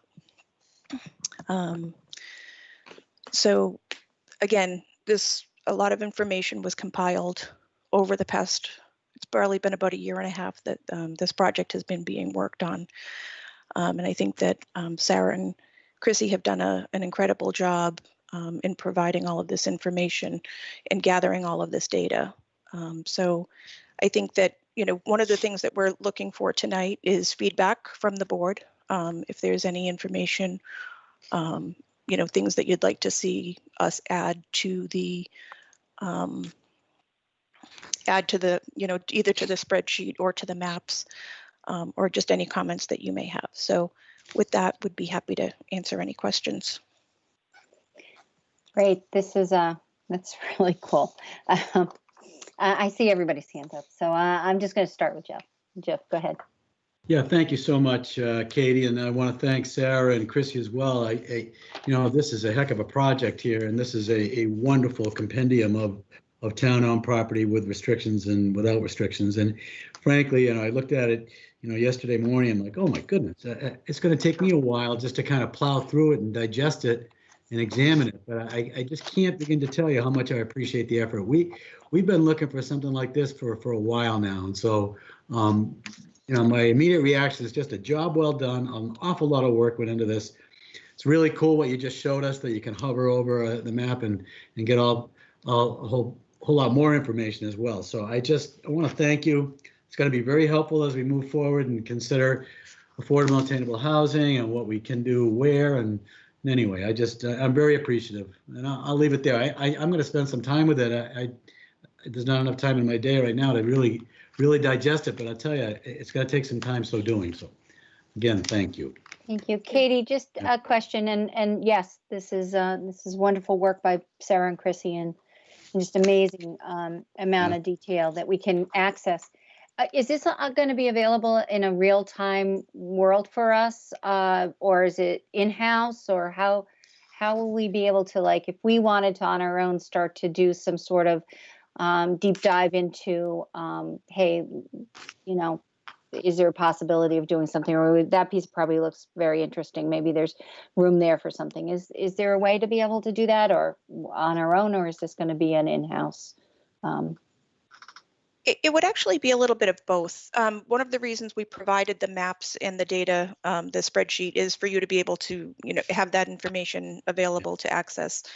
And then we've created not online, but we've created a digital file for each property as well that we can easily access and share information if need be. If you were interested in a certain parcel, that we could email it to you. We also created 2 binders, and they're very large, as you can imagine, with all of this information. And the idea was that we would have one at Town Hall for easily available for research if need be. And those are listed. The parcels are listed alphabetically in the binders as well. And also, we thought that we would keep the GIS data layer would be for a staff layer, but easily accessible, or again, even through a meeting with Microsoft Teams, it would be something that we could pull up with the board and look at a certain parcel, or even on a, even if it wasn't a board meeting, but even just an individual meeting, we could do something along those lines. But the idea is that these documents are going to be working documents, because as we, potentially add to this inventory or subtract from this inventory over time, we may find additional data that we'd like to add to it. And so now that we have a base to start with, we can continue to refine the information that we have. Fabulous. Okay. Thank you. Dean, you have your hand up. Yeah, thank you, Madam Chair, and thank you, Katie, and my compliments to you and Kristen and Sarah. The idea of compiling an inventory of town-owned properties, and I think what we had in mind back then was just a black and white listing. Came up when I was on the Finance Committee. I remember former Chairman Ken Summer pushing for that. So it's wonderful to see the fruition of it, particularly with these colored maps. And the Chairman asked some of the questions I was going to ask about its availability. Are we going to put these non-interactive map on the town website on a page by chance, so that the public can see and the listing it as well? That would be helpful to know. And the only other comment is I was just looking at a couple of the properties on the list. The Old Harbor Road property for 127 Old Harbor Road. I assume that's the old water department building. It says the usage is municipal building. It doesn't show a book and page. But as I recall, there was that was deeded to the town. Yes. There's perhaps some information that I assume if you drill down on the version, the in-house version, you'll be able to find that information. That's an important piece of information that we'll want to know about that particular item. But anyway, I don't have any broader comment other than to say that it was a great, terrific database to have, and I can appreciate why it took so long to do it. The end result is a wonderful piece of work. So thank you. Thanks, Dean. Thank you, Dean. Corey? Thank you, Madam Chair. No, I was just going to say this is a wonderful set of documents to review. Obviously we have to go through them, each part. Some of these parts are a little more particular to understand the topographical issues or lack of. But I think this information is really going to be very helpful for us to move some of this stuff forward. I do recognize Dean's comment about the Old Harbor Road project. There may be some more information we have to dig deeper into, and if we pursue that property at all, just get a clear understanding of that. But I do think this is a wealth of information that's going to be extremely beneficial to future conversations. So I want to thank you for all the effort and time that was put into this. Thank you. Katie, is this something that the Affordable Housing Committee could take a look at and make some recommendations on any parcels that might be, or staff look at it, make any recommendations on some parcels that might be good for, let's say, the proposal that Mr. Richardson had put forward, or any, small little projects, affordable housing projects that could happen? Is that something that we can hopefully see in the future? Yes, and as a matter of fact, I know that Mr. Richardson had actually requested an inventory, but we wanted to present it to the board first before we presented it, or before we released it to anybody else. And I can talk with Jill about the appropriate place where we may put it up on the town's website. Understanding that, again, even though they, some of these parcels that are listed, colored in red, they may not be restricted, but some of them are, a causeway, one of them is out at Monomoy, and though we couldn't find a restriction, we know that they are not necessarily usable parcels. So there is more work to do as we look deeper into some of these parcels for potential uses, but we can certainly, it's certainly a great starting point for us to be able to have, and then for staff to be able to work with people who are interested, that we would just, want to put a disclaimer on there that, that although we have this information, there may be further information that needs to be provided or needs to be researched. Mm-hmm. Obviously, there's a lot of work to deeds and deed research, make sure that they're the appropriate. Right. And if we wanted to dig deeper, I mean, certainly, but we could, but we would probably require a title search on some of these parcels in order to try to find that information. Great. Corey, you still had your hand up. Is there a further question that you had? Yeah, I did actually. I want to kind of follow up on your comment about sending this over to the affordable housing, for consideration. Figure how I want to say this. I know there's been criticism of the pace of how our affordable housing inventory has progressed over the years. So my thoughts is, maybe could we get like an update in another 30 days, 60 days, whatever staff feels appropriate, and maybe see where some of these some of these properties would fall for affordable or attainable housing, both in maybe smaller parcels. But I think there's different philosophical opinions about whether we should put our resources into a single, structured item, or more of a larger project. But maybe we can get a short list of inventory. What's the word I'm looking for? Top list of parcels that we want to consider in the relatively short future, and start moving this conversation forward, because now we have this great list that we can look at. We have the inventory. We can kind of review the topographical issues, restriction issues, and what have you. Identify this and kind of get this process moving a little bit quicker. I think everyone would really appreciate that. So I'd like to get the ball rolling a little bit quicker on this, and have a recap on this, and whether it be 30 days or 60 days, whatever staff feels is appropriate, to do something like that. But that's what I'd like to see. I'd love to see what's going to bubble up from all of this. I'm sure you guys have been looking at it and probably have some ideas already after doing a lot of research. Peter, your hand was up. Yes, Madam Chair, thank you. First of all, this reminds me of anytime you start getting into something, we'll refer to it a little bit as big data. The tough part is getting everything I'll put it simply, into the computer and getting into the software. I know that the community development staff and with Jill, this fits into the category of the GIS people that you like to have, and the GIS type of information that you're going to get. This I view as Katie mentioned, is a starting point. I see this too being able to be used across the whole town. And how that is exactly, I'm not sure. But I know that it can be used by other committees. It can be used across all kinds of efforts that we have when it comes to zoning, zoning board of appeals, areas that we could look at.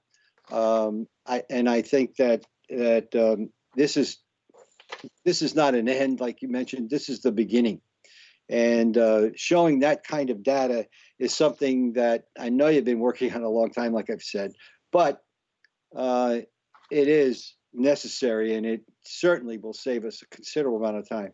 When it comes to affordable housing, yeah, I would agree. We could look at all of the parcels that are here, and I think I agreed with Corey, I don't know, a while ago about how we should have a whole look at a number of properties that are out there.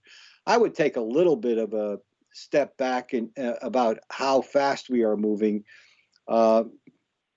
We made comments about a year ago of what we wanted to do, and COVID is, and this is not an excuse, but COVID is a reality, and it put a lot of our stuff on back burner.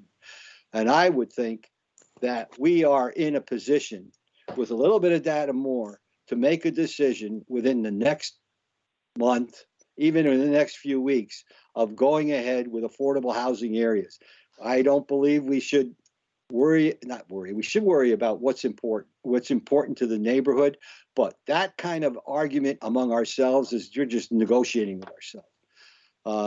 Whether we move ahead with a small or a large project, I think we're going to have a mixture of those. And how big is big and how small is small. We're going to need to put them in different places. It makes sense to put, in my opinion, to put some sort of, and then I say affordable, I use a broader tense of that.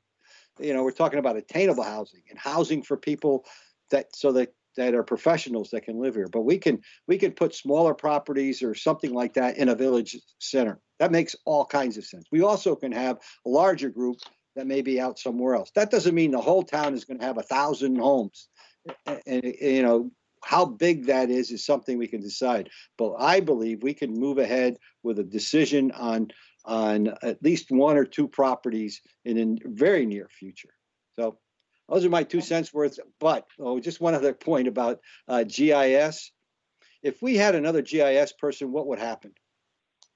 I mean, what more production could we get out of it? And this is not for now. This is just for later, since it's brought up. Because I know we had 2 students that were here for a short period of time, and they helped on this, I would imagine.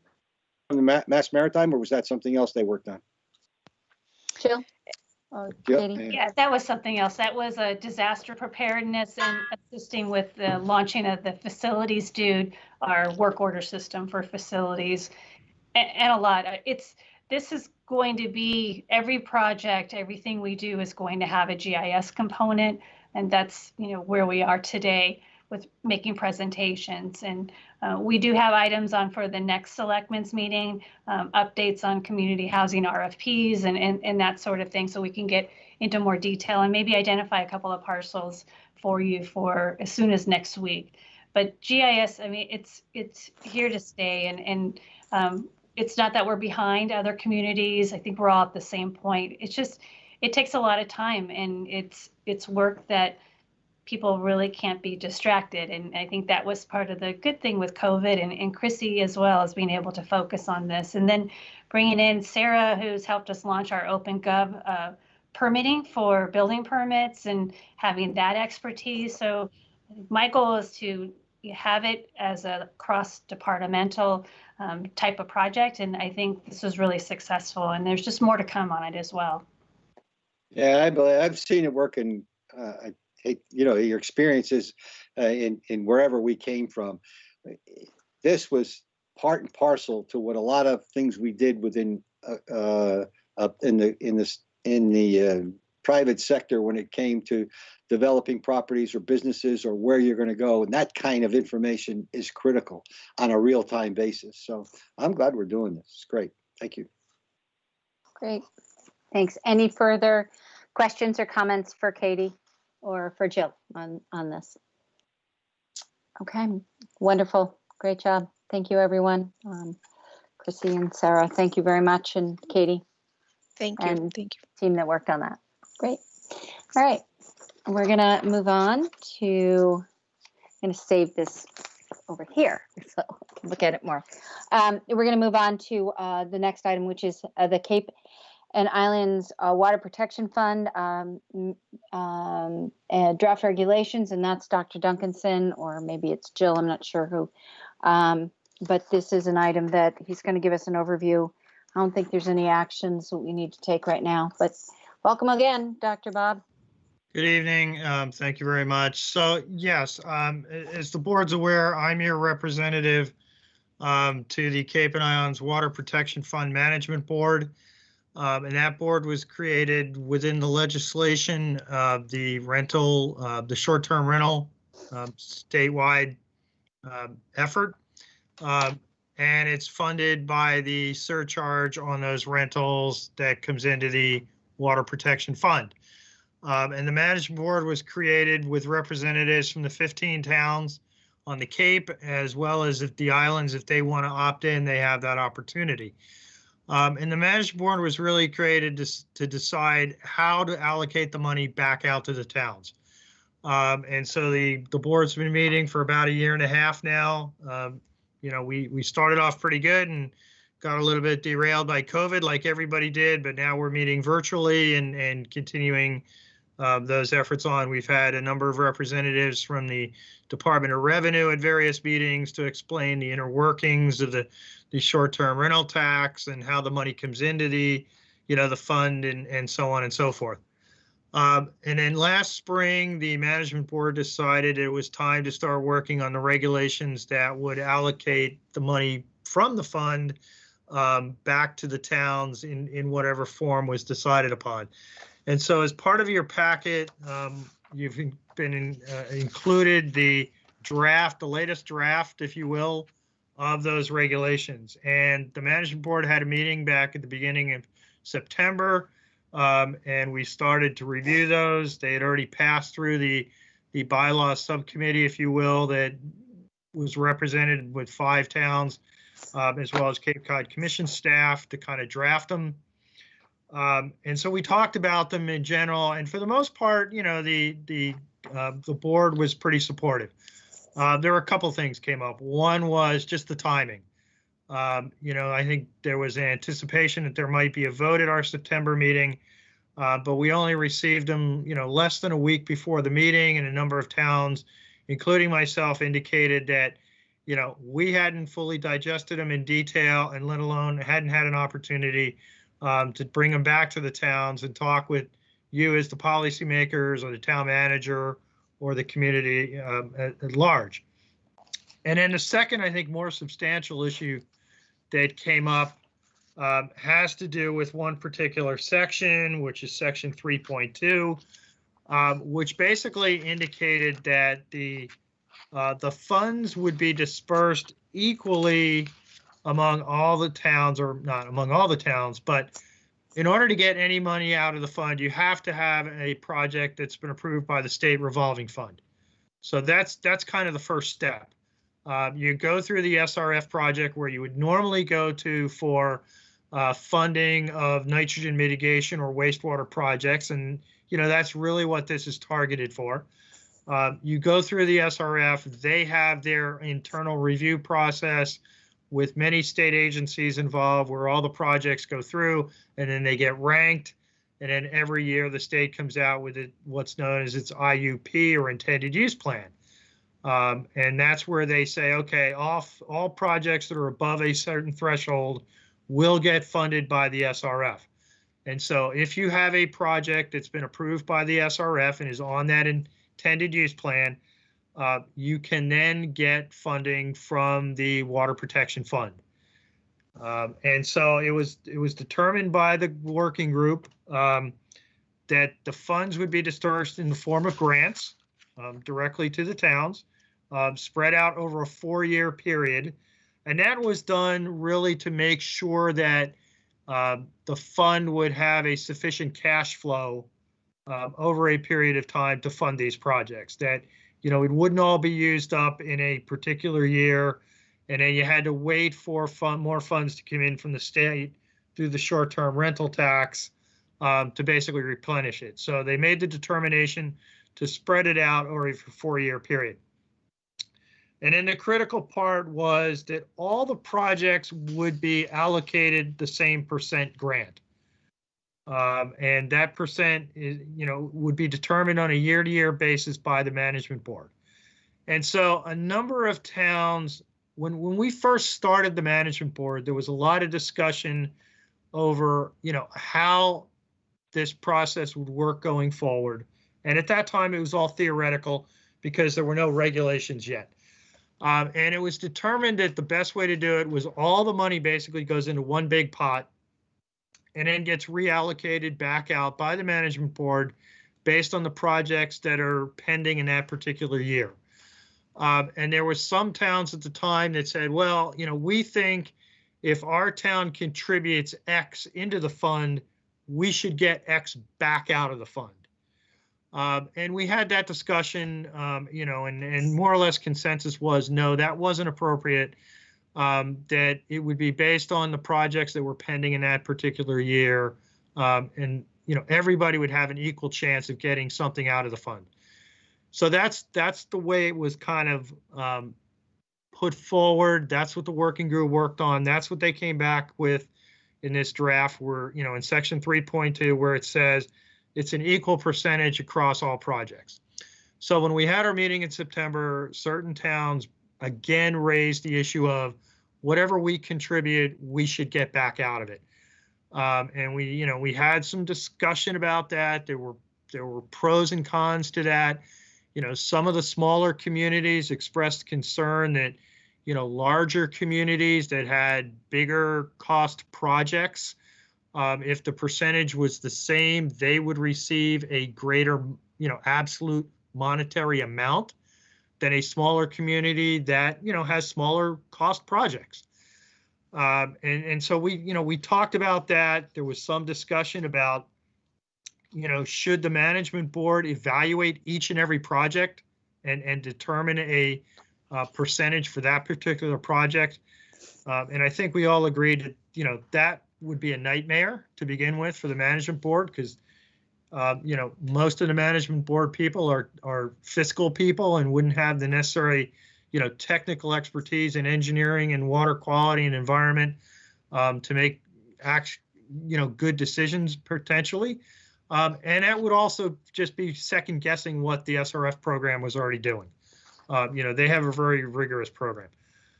So one of the things that I suggested to the board for consideration, not your board, but to the management board, was I said, had there been any discussion about maybe having a split rate?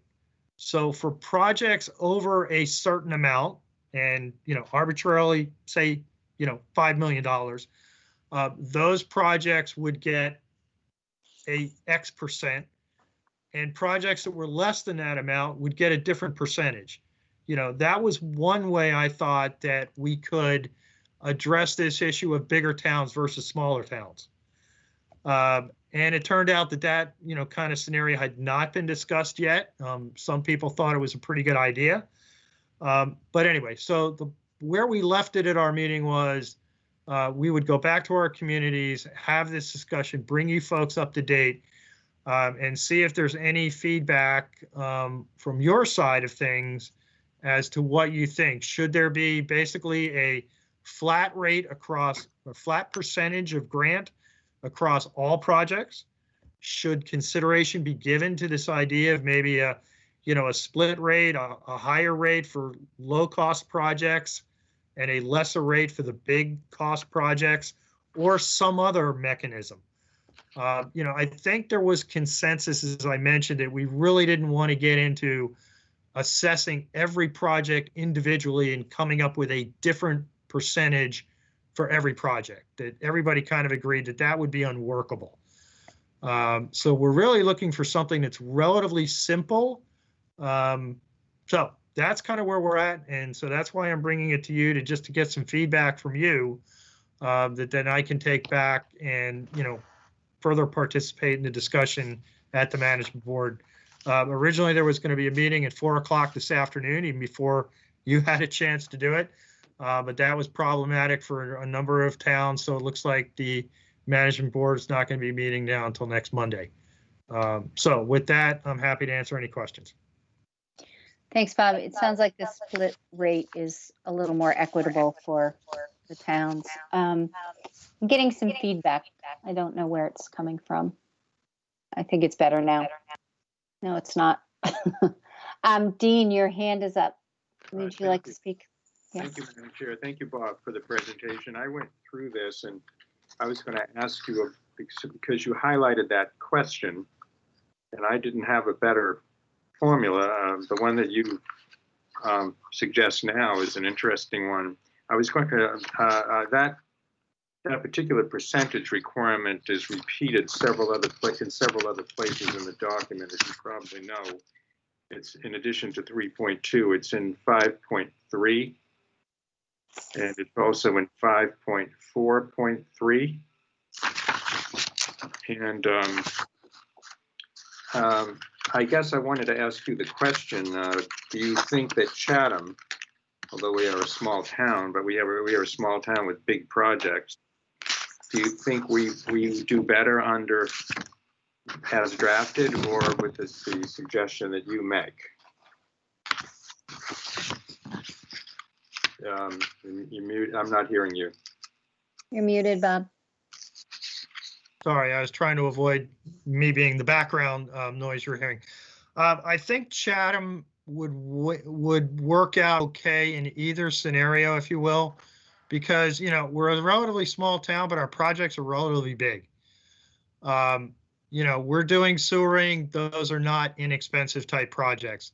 You know, the concern was in some of the communities that might be doing, you know, innovative alternative septic systems or shellfish aquaculture type projects, that their projects, you know, they may only be in the hundreds of thousands of dollars, not in the, you know, millions or potentially, you know, 15 or 20 million at a shot like we do. So that's where the concern was coming over the inequity. So I think Chatham would probably work out okay under either scenario, just because of the size of our projects. I mean, I could live with either one. I'd be okay with drafting as is. But I remember when this first was discussed at the Selectmen's Association meeting a couple of years ago, the late Jim Crocker from Barnstable was making the point that the Barnstable was taking a lot of money into this and they should get a lot of money back. Right. And he had a public debate, as it were, with our friend from, I'm trying to remember his name, the chairman of the board of the selectman from Mashpee. Andrew Gottlieb. I think you were there for that meeting. I was there, yes. So, I mean, I could live with either one. And, you know, it is a regional problem that we're trying to address here. So, you know, I don't mind trying to be accommodating to our sister cities, our towns. Although it's interesting that the town of Barnstable was referred to as the city of Barnstable. I did try to check that out. I couldn't find any documentation that it was ever established as a city. I had one other question, really, or point on page 8 on 7.2. This has to do with sort of disciplining a project for failure to because of insufficient funds, or I guess that's the reason. I shouldn't use the word discipline. But it says at the end, the board shall treat all qualified projects and pre-existing projects as equally as practicable. I mean, I can live with that language. I'm not sure how it's to be implemented, but I guess we can deal with that scenario when it occurs. So the bottom line is I'm okay with either solution you come to on 3.2. Thank you, Madam Chair. You're welcome. I think one of my issues is, you know, when maybe a town says they've put a lot of money into the funding, Chatham's put a lot of commitment and money itself into their projects already, and that has a lot of bearance in should have some weight in some of the discussions for the funding. That certainly we are way ahead of the game and have spent millions and millions of dollars as a community. So that's part of our argument, I would imagine. Peter, you have your hand up. Would you like to speak? Yeah, if I could just touch base on what you just said quickly, Shireen. There is a provision in here because, you know, we made sure of it, frankly, Chatham and a couple of the other towns. That communities like Chatham that have been spending money for almost over a decade now do have the ability to get money out of the fund to pay off some of those existing debt. So Okay. that is in here as an allowable expense. So it's not just starting today, going forward. We do have the ability to recoup some money as long as we still have debt on some of those outstanding projects. So that's the pre-existing project Yes. component to Yes. it. Okay, Yep. thanks for the clarity. Thank you. I'm sorry, Peter. you go Oh, ahead. that's fine. And most of what I was going to say was brought up. I too was at that meeting where former Jim Crocker and our friend from Mashpee got into a little discussion, and that was why I remember it well. As one of my first all selectmen meetings, you know, and the discussion. I think you could use the argument that I put more money in, so I should get more money out. Works for certain specific parts, but if it's a regional problem that we're dealing with, I would agree with Dean. I mean, I could go with either, but I like yours a little better, to be honest. I like that approach. It seems to me that it would be more equitable, although we probably would still do fine. I guess this isn't that much different than what was there before. Of course, I didn't read the last one, but this one I went to with some interest. I don't know. Do you have a sense of how does the voting go on this one? How are you going to decide? And two, remind me how the water fund is generated. There's a surcharge of 2.75% on the short-term rental tax. I remember. Yeah, that's right. Right. Okay. And then there's the management board, which is comprised of the 15 towns on the Cape, and each town has a vote. Everybody has a single vote. Yes. Okay. Thank you. Okay, any other questions? I see Jeff has his hand up.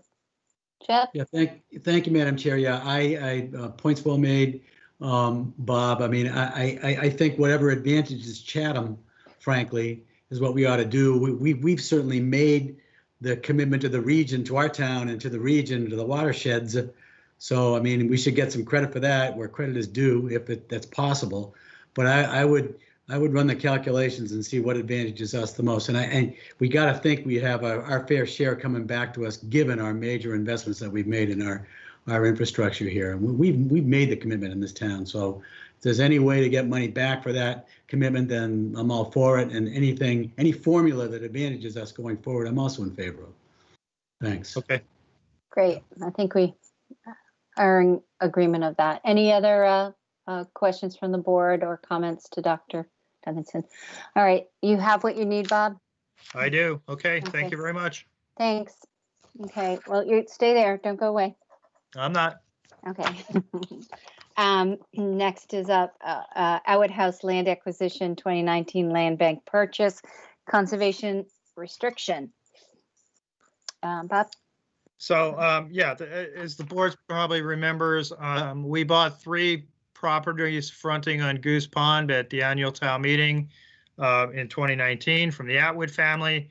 And as part of that town meeting vote, there was a provision that authorized the Board of Selectmen and the Conservation Commission to enter into a conservation restriction on that property that would be given to the Conservation Foundation. And so Mark Robinson's been working with the town and the foundation and the family and the state of Massachusetts as well to come up with the conservation restriction, which was part of your packet.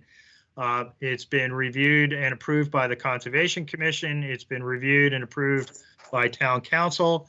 So really the kind of, the final steps here are to get all the signatures, and then it will go up to the Executive Office of Environmental Affairs for their signature. As I said, they've already reviewed it.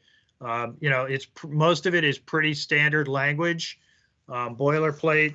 There are some specific restrictions relative to each individual property. In this case, these 3 lots, but we are allowed to put a trail in and a bench in and things like that. We're not looking to, to put in a huge parking lot. We're not looking to create a beach on Goose Pond.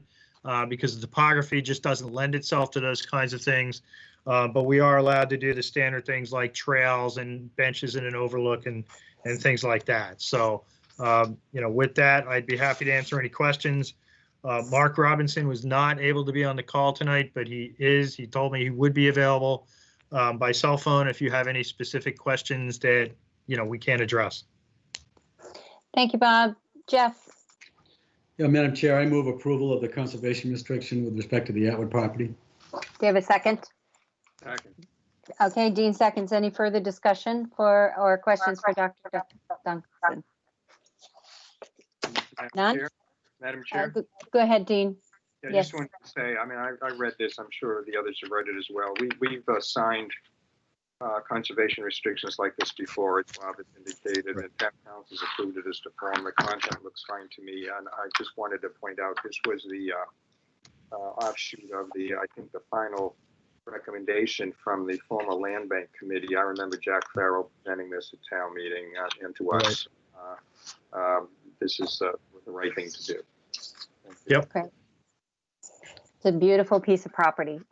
Jeff, your hand is up still. Are you? Oh, sorry, no. Okay. Any other comments? We'll take a vote to approve. Peter? Aye. Corey? Aye. Jeff? Aye. Dean? Aye. The chair says aye, so 5-0. Thank you. Thank you very much. Okay. All right. So we're getting down the agenda a little bit here. Our next order of business, Jill, hi Jill, I see you popped up, is Board of Selectmen's Committee review. It's our annual review of our committees. So I just, as a matter of background, at our meeting on December 29th, 2015, the board voted that we shall meet annually in public session in September to fulfill the requirements of the Chatham Homeroom Charter, Section 5-2. The review was delayed this year due to scheduling. I think we had it scheduled earlier in the month, but we pushed it forward a little bit. So we actually got a great big packet full of information. Everybody's had a chance to look at their committees and what, the mission statement, some of the history, the number of people on the boards and whatever. And I didn't want to go down each committee item by item. I figured we could look at each other as selectmen representatives to the committees and address some of our either concerns or recommendations or whatever as we go forward. But when I looked at the packet and I saw the committees, I did a little count and I just did it quickly. It seems like there's over 100, maybe 50, maybe closer to 170 individuals that volunteer their time and their talent for the support, betterment, and sustainability of our community. And I think that's an amazing, and it's with a lot of gratitude I say thank you to each and every one of them that take their time for the town of Chatham, and including ourselves and the finance committee as well. So we have we've been able to interact with our committees remotely, some of us, or at least be able to speak to our chairs. Obviously, COVID-19 has created a hiatus to the advisory committees, and their work's been on hold for a good 6 months now. I'm really anxious to see that they get back to their important work.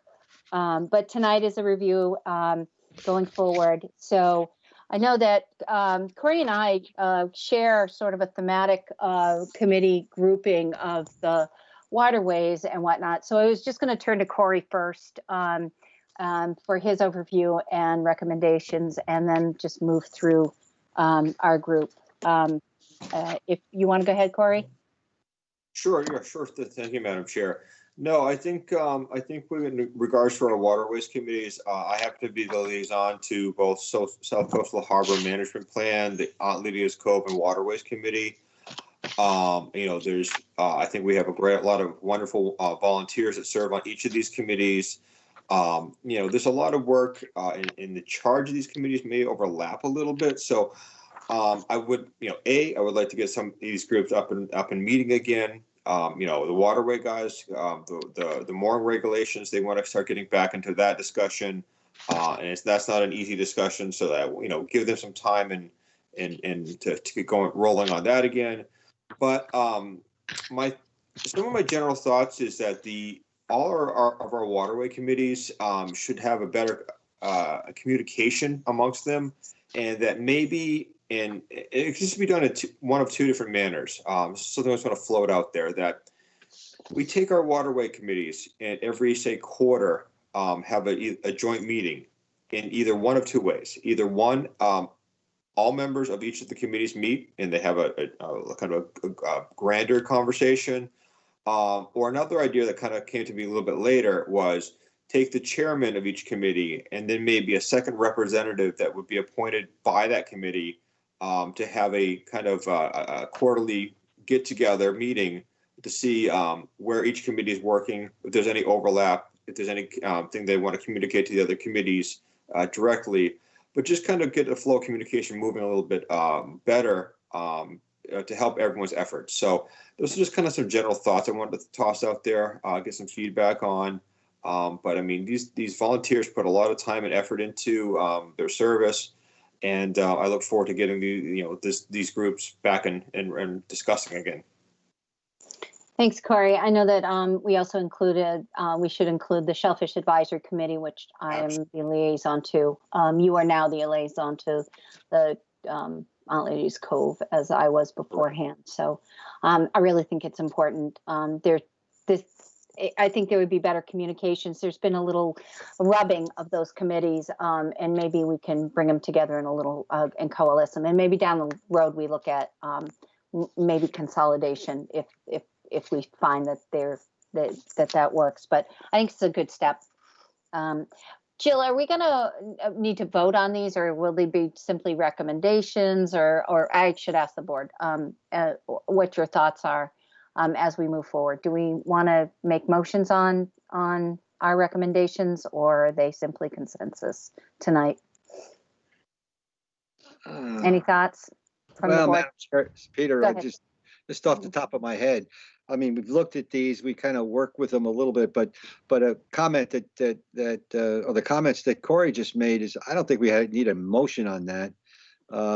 We should probably discuss some of this stuff. I have a couple of comments about the boards that I'm associated with and not associated with, but it's more of to get a discussion going before we make a vote.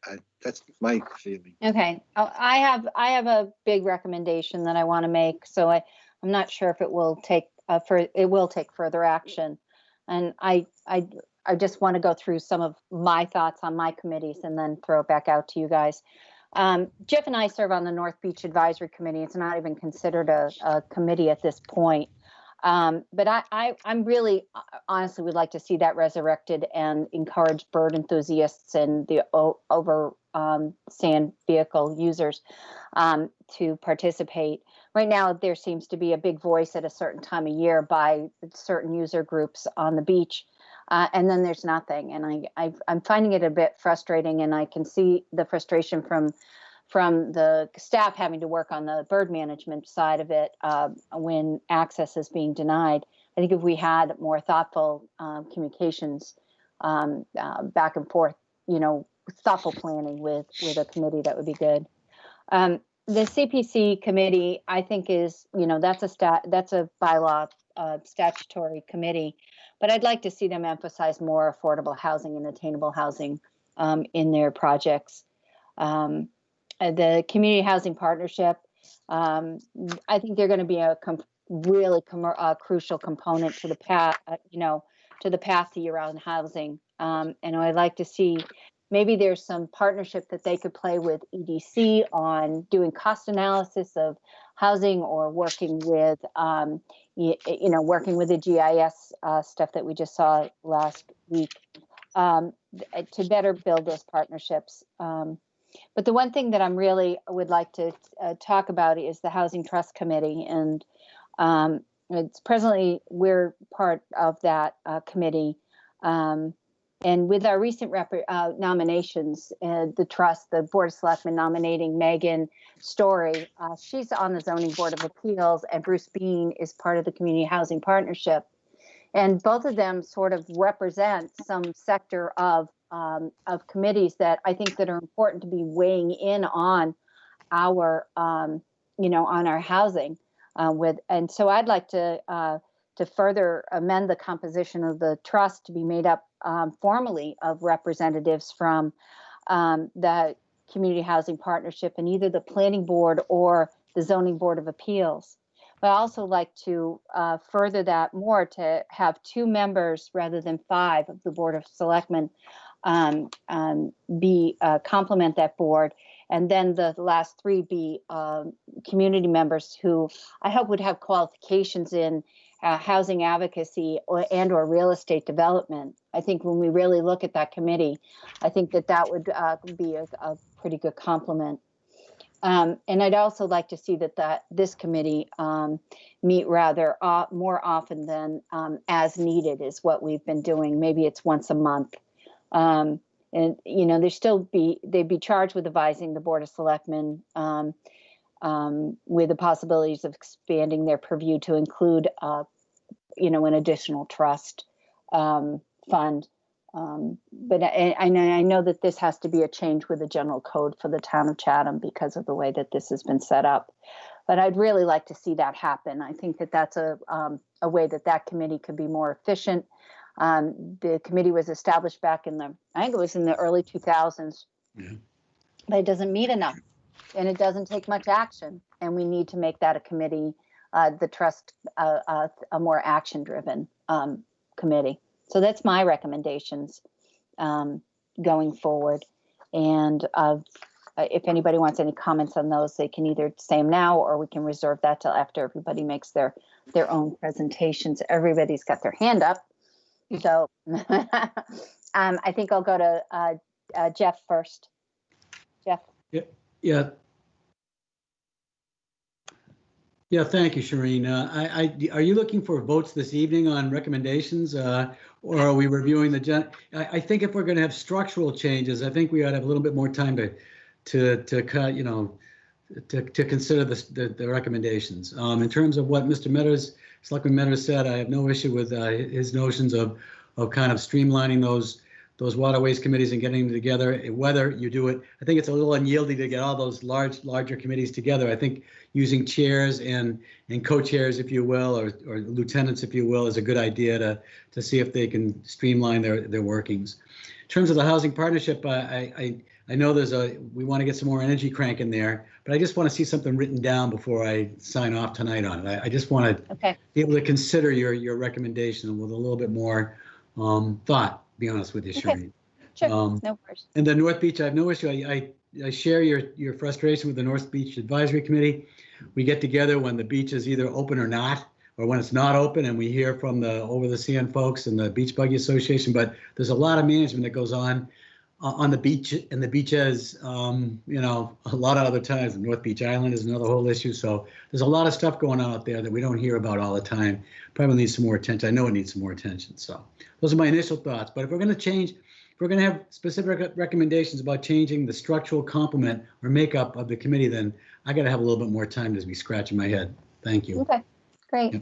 All right. What about your committees, Jeff? Do you have any comments on your committees? I mean, I've heard nothing structurally, no frustrations that have been voiced to me in terms of my committees. Nothing. Heard nothing. All right.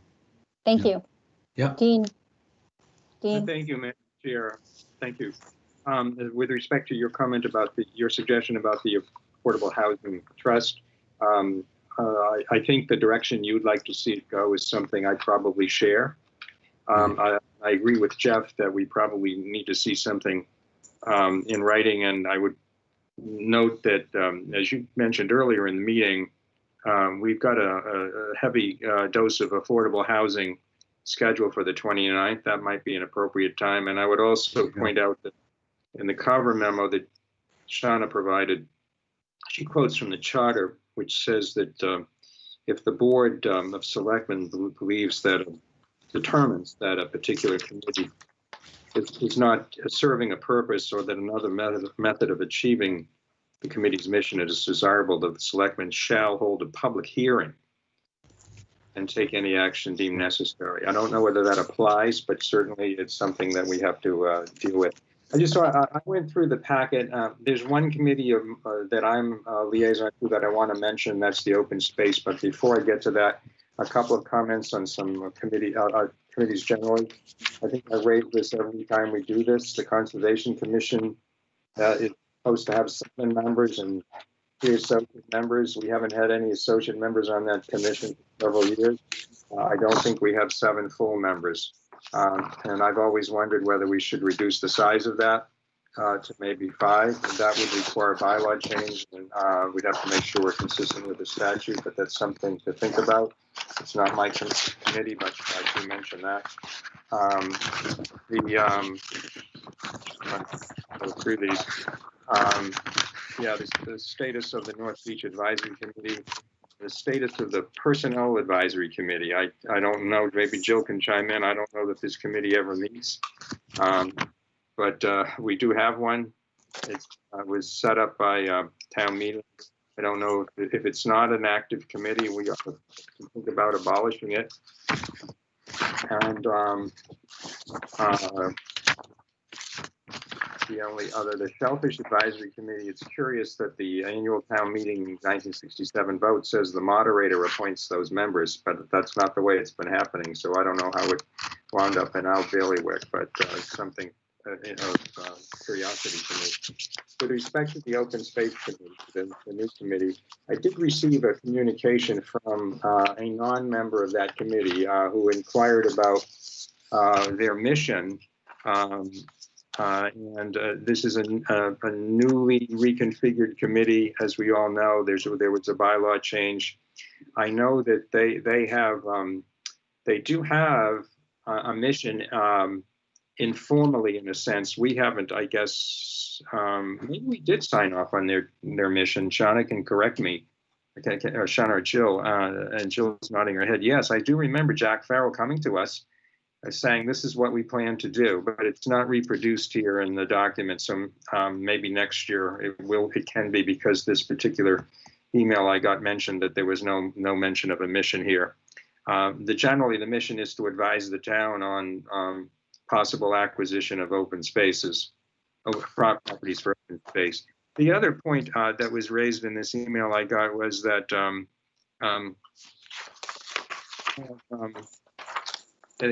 a representative of the Conservation Foundation who is elected by the Board of Selectmen to serve, and the suggestion was that should be a 3-year term. I think we appoint that person annually. Again, Shauna can tell me if I'm wrong. I personally have no problem with appointing that person annually. Let the Conservation Foundation send a representative designee to us, and we can appoint it. But that was a point raised by this individual. And the only other point is it calls for 7 members, 2 alternate members. Currently, there are 5 members.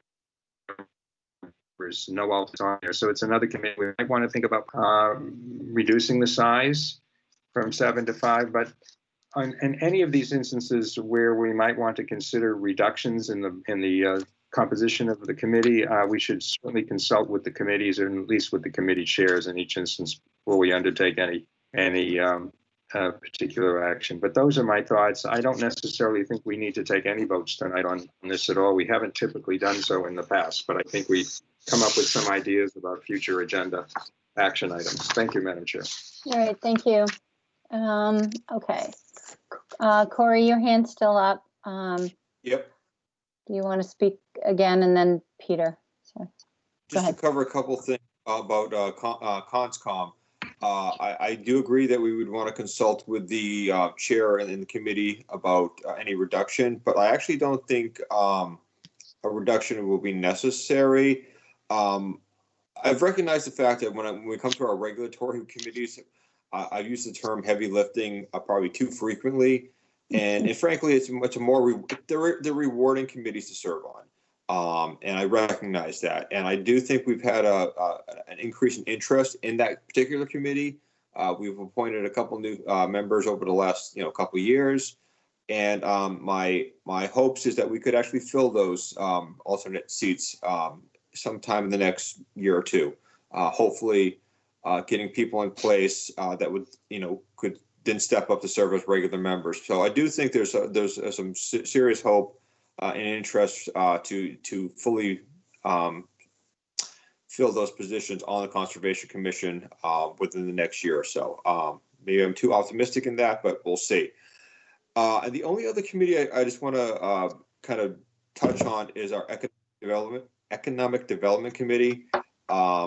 They have not been meeting yet. I'd like to get them back up and starting as soon as is reasonable. And we talk about some of the overlaps and input they want to put in from other committees, but when they start up again, I'd like the board to seriously consider if we have a particular item that we want them to tackle and focus on, or do we let them brainstorm and kind of identify an item or two that they want to put their efforts into, kind of report back to us so we know where they're headed in their efforts. But I'd like to get that group up and going again in the short term. They've been on break for some time, and I'm sure there's a lot of energy to get back into their debates. So, the parade committee will probably start meeting, some point, down the road. Park and Rec has put a tremendous amount of time in. Cultural Council is back. So I'm really good with my committees. Great, Corey. Maybe the EDC could help us figure out whether the short-term rental tax monies could help fund like the Attainable Housing Trust, if we were to form one, or, how much of it would be a good starting point, and, also look at the benefit of using that for affordable housing, because we don't have a year-round housing inventory here, what those benefits, that might be a starting point for them. And then in partnership, work with the community housing people. Okay, who's next on, Shauna, you had your hand up. Yes, thank you, Madam Chair. I just wanted to answer a couple of Dean's questions, if I may, on the Open Space Committee. The board did endorse the concept to form the Open Space Committee, and they did make appointments to it, but never formally adopted a new mission. There was one suggested, but it was never formally voted on. And on the Conservation Foundation member, that is a one-year appointment. Thank you. Perhaps we could ask, I can talk with Jack Farrell, suggest that they come up with a mission and present it to the board for our approval. Thanks. Thank you. Jill, you had raised your hand, and then we'll go to Peter. Jill. Thank you, Madam Chairman. So I just wanted to remind the board that you do an annual review of the committees, and I want you to keep in mind what your priorities are for the upcoming year, so that you communicate that with the committee chairman or your liaison, so that, I think about, all the work that was done on 90 Bridge Street with all the committees working together, putting together a plan, but it didn't necessarily meet the board's priority at that time. So we had a funding source, and we had to come back before the board and provide updates and so forth. So again, they did great work. I just want to make sure that when you, in the lens of looking at this, that you look at what your priorities are and think about, if is it more appropriate for the community, I just forgot their name, the former Affordable Housing Committee to do some things. There's a lot of overlap, and I think it's because there are so many of your priorities that span across a number of the committees. So if you could just keep that in mind when we're looking at charges, because everybody wants to do a lot of work and a lot of good work. And I just don't want it to get too convoluted with too many people working on something. But each committee has their own perspective. I know, the Water and Sewer Advisory Committee, they were working on the rate analysis. I know that Economic Development Advisory Committee also did their own analysis. And I think for me as the town manager is trying to, put the groups together, and for you as the board to identify, what's your highest priority for the year. So definitely don't have to decide that tonight, because we'll be working through the goal sessions in the next couple of months. So I just wanted to raise that point. Thank you, Jill. Peter? Yeah, thank you, Madam Chair. I thought my hand was up before it was, and then I must have put it down again. But in any case, just quickly on some of my committees, I just mentioned the cable committee. There's only one member on that. I know that we're going to be negotiating. I talked to the chair just a while ago. I haven't talked recently, but the question is, do we try to get someone else, which we're trying to do, or is it still relevant? And that's something we might want to consider and talk about a little bit more. And the other committees that I have, Bikeways is doing fine. All I want to do is get back to doing business, and the Railroad Museum, the same.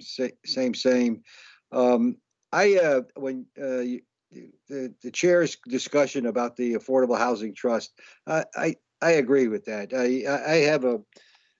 I think we could make the committees we have be responsive with the right kinds of responsive is not the right word, to be more active, I guess, because they are working hard to what we need to do is for affordable housing. I get concerned about when we start building a bureaucracy around it, and it's an extension of what it is. How many more, what kind of, how you're going to organize. There may be a reason for some way to move it, but I believe more in flat organizations and just making them do the right thing. I do have one which is not mine, which is the ZBA, which is fine, and I don't have a problem with the ZBA, except if you go to the ZBA, it says per Mass General Law, whatever it is. And I brought this up a year ago. Isn't there something we can write so people know if they look at these things, what in the world's involved, rather than go try digging out Mass General Law and put it into some sort of a, simple discussion. I mean, the planning board and our other regulatory committees are under certain Mass General Law or follow certain guidelines. I think it would be appropriate for them to have that also. Thank you.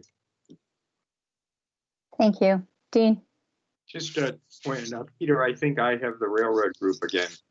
That's right. I'm sorry. That's right. You do. I just wanted to throw out the question. I hadn't really thought much about this, but is the Charter Review Committee, Jill, are they planning to reconvene at some point? COVID has obviously shut them down for months. Yes, they will, because I think that they want to resume their work to have something presented for the May annual town meeting. And so I'll talk to the chair about that. And I haven't had a request yet from any other committees to meet. So those who are meeting have had their specific topic to meet on. And now that we're getting back to, I guess, regular business, certainly if your committees want to meet, they just need to send me an email or send Shauna an email, and we can just make sure that we have staff to do the training for them. We'll continue to use Teams, and maybe some of them won't be live when they used to have been live, just because that's more challenging for staff. But certainly the on-demand can get put into the cable TV programming, Channel 18. So I think we should think about Charter Review resuming, Waterways Advisory Committee resuming, anyone that's planning on putting something forward at town meeting. Usually in January, we're looking at articles that we would put on a warrant, maybe more in concept than the actual warrant article itself. But I think we're ready to do that based on your priorities. Okay, great. Dean, any other further comments? No, that's it, Madam Chair. Okay. I'll lower my hand. All right, any other further comments from the board? Okay, all right, well, we'll bring back some recommendations and further the discussion. Okay, thank you. All right, our next is committee appointments. We have 3 this evening. The first, the Conservation Commission, Bikeways Committee, and Community Preservation Committee. The first is Conservation Commission is there are 2 vacancies for terms ending June 30th, 2023, 3 vacancies for associate terms ending June 30th, 2021. Ron Holmes interviewed for the Conservation Commission on September 8th, 2020. Do we have any action on this? Corey, your hand's up. Yes, I'd like to move to appoint Ron Holmes to the Conservation Commission until June 30th, 2023, unless sooner revoked or a successor is appointed. Do we have a second? Second. Okay. I'll take, there are no other candidates for this position. I'll take a roll call. Peter, Aye. Jeff, Aye. Corey, Aye. Dean, Aye. and chair says aye. Okay. All right. Ron Holmes has been appointed to the Conservation Commission. All right. The second is Bikeways Committee. There's one vacancy for a term ending June 30th, 2021. We had one interview for applicant for this position. That was John Dolan. He interviewed on September 15th, 2020. Do we have a nomination for appointment? Yeah, Madam Chair, this is Peter. Sure. Mm-hmm. I move to appoint John Dolan to the Bikeways Committee until June 30th, 2021, unless sooner revoked or a successor is appointed. Thank you. A second? Second. Okay. I'll take a roll. Peter, Aye. Jeff, Aye. Corey, Aye. Dean, Aye. and I say aye. Okay. So John Dolan is now a member of the Bikeways Committee. All right. So Community Preservation Committee, there is one vacancy for an at-large member, term ending June 30th, 2023. We did interview three people. Dr. Mike Thompson interviewed for the at-large vacancy on September 8th, 2020. Barbara Siegel interviewed for the at-large vacancy on September 15th, 2020. And Ellen Briggs interviewed this evening for the at-large vacancy. Do we have nominations for the appointment? Jeff? Yes, Madam Chair, I'd like to nominate Barbara Siegel for the at-large vacancy. Okay. Do we have a second? Second. Okay. Second. Okay. Do we have any other nominations for the this Community Preservation Committee? All right. Hearing none, then we will take a vote on Barbara Siegel. So I'll take a roll. Peter. Madam Oh, Chair. yes. Yes. I Go ahead. don't have a formal motion, so I'll make it. I move to appoint Barbara Siegel Oh, I'm to sorry. Go ahead. Community Preservation Committee as an at-large member until June 30th, 2023, unless sooner revoked or a successor is appointed. And I'll Thank you, second Dean. that. Okay. Thank you, Jeff. Yeah. All right. All right. So we'll take a vote. Peter, Aye. Jeff, Aye. Corey, Aye. Dean, Aye. and I say aye. Okay, Barbara Siegel is our at-large member for one of the at-large members for the Community Preservation Committee. Okay, I believe that's it for that. Our last order of business before public comments is Town Manager's Monthly Report for August 2020. Jill? Thank you, Madam Chairman. So in your packet is a report on current items as well as the monthly report for August 2020.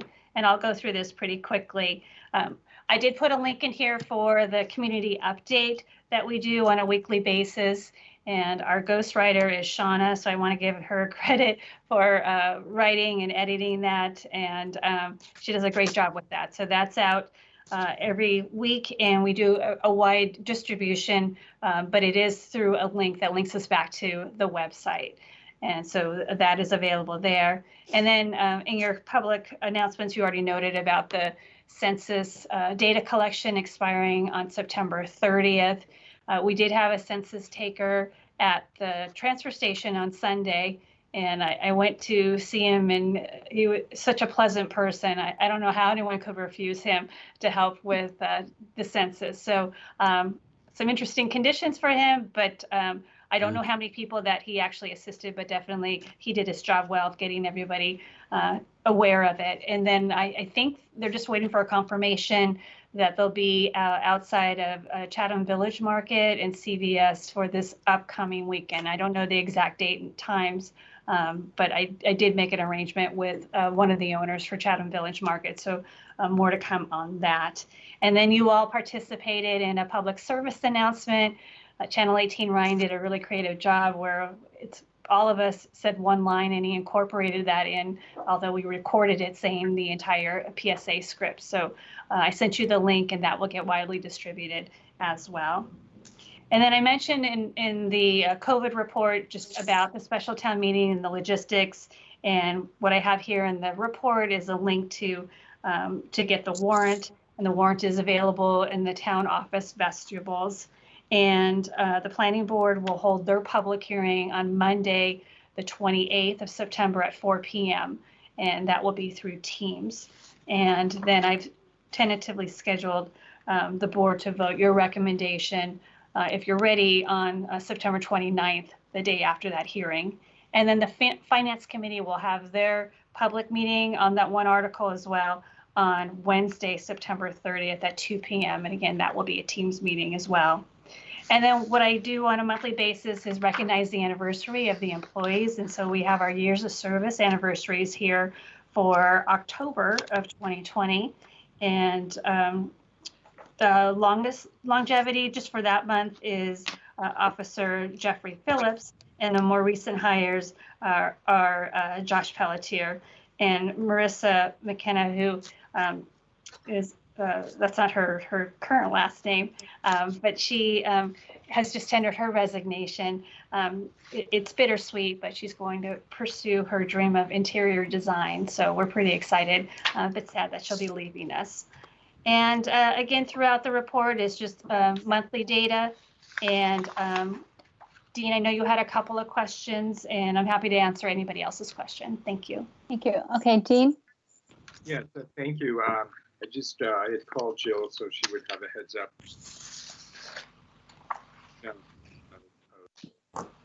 No request from, I'll identify him, Attorney John Dowd, about the flagpole in Chase Park, which is in my neighborhood, because it hadn't been painted for a while. And I walked by there recently, saw that it had been painted, so I just really wanted to commend, thank John for bringing that to our attention, and Jill and the staff who did that. But that's been done.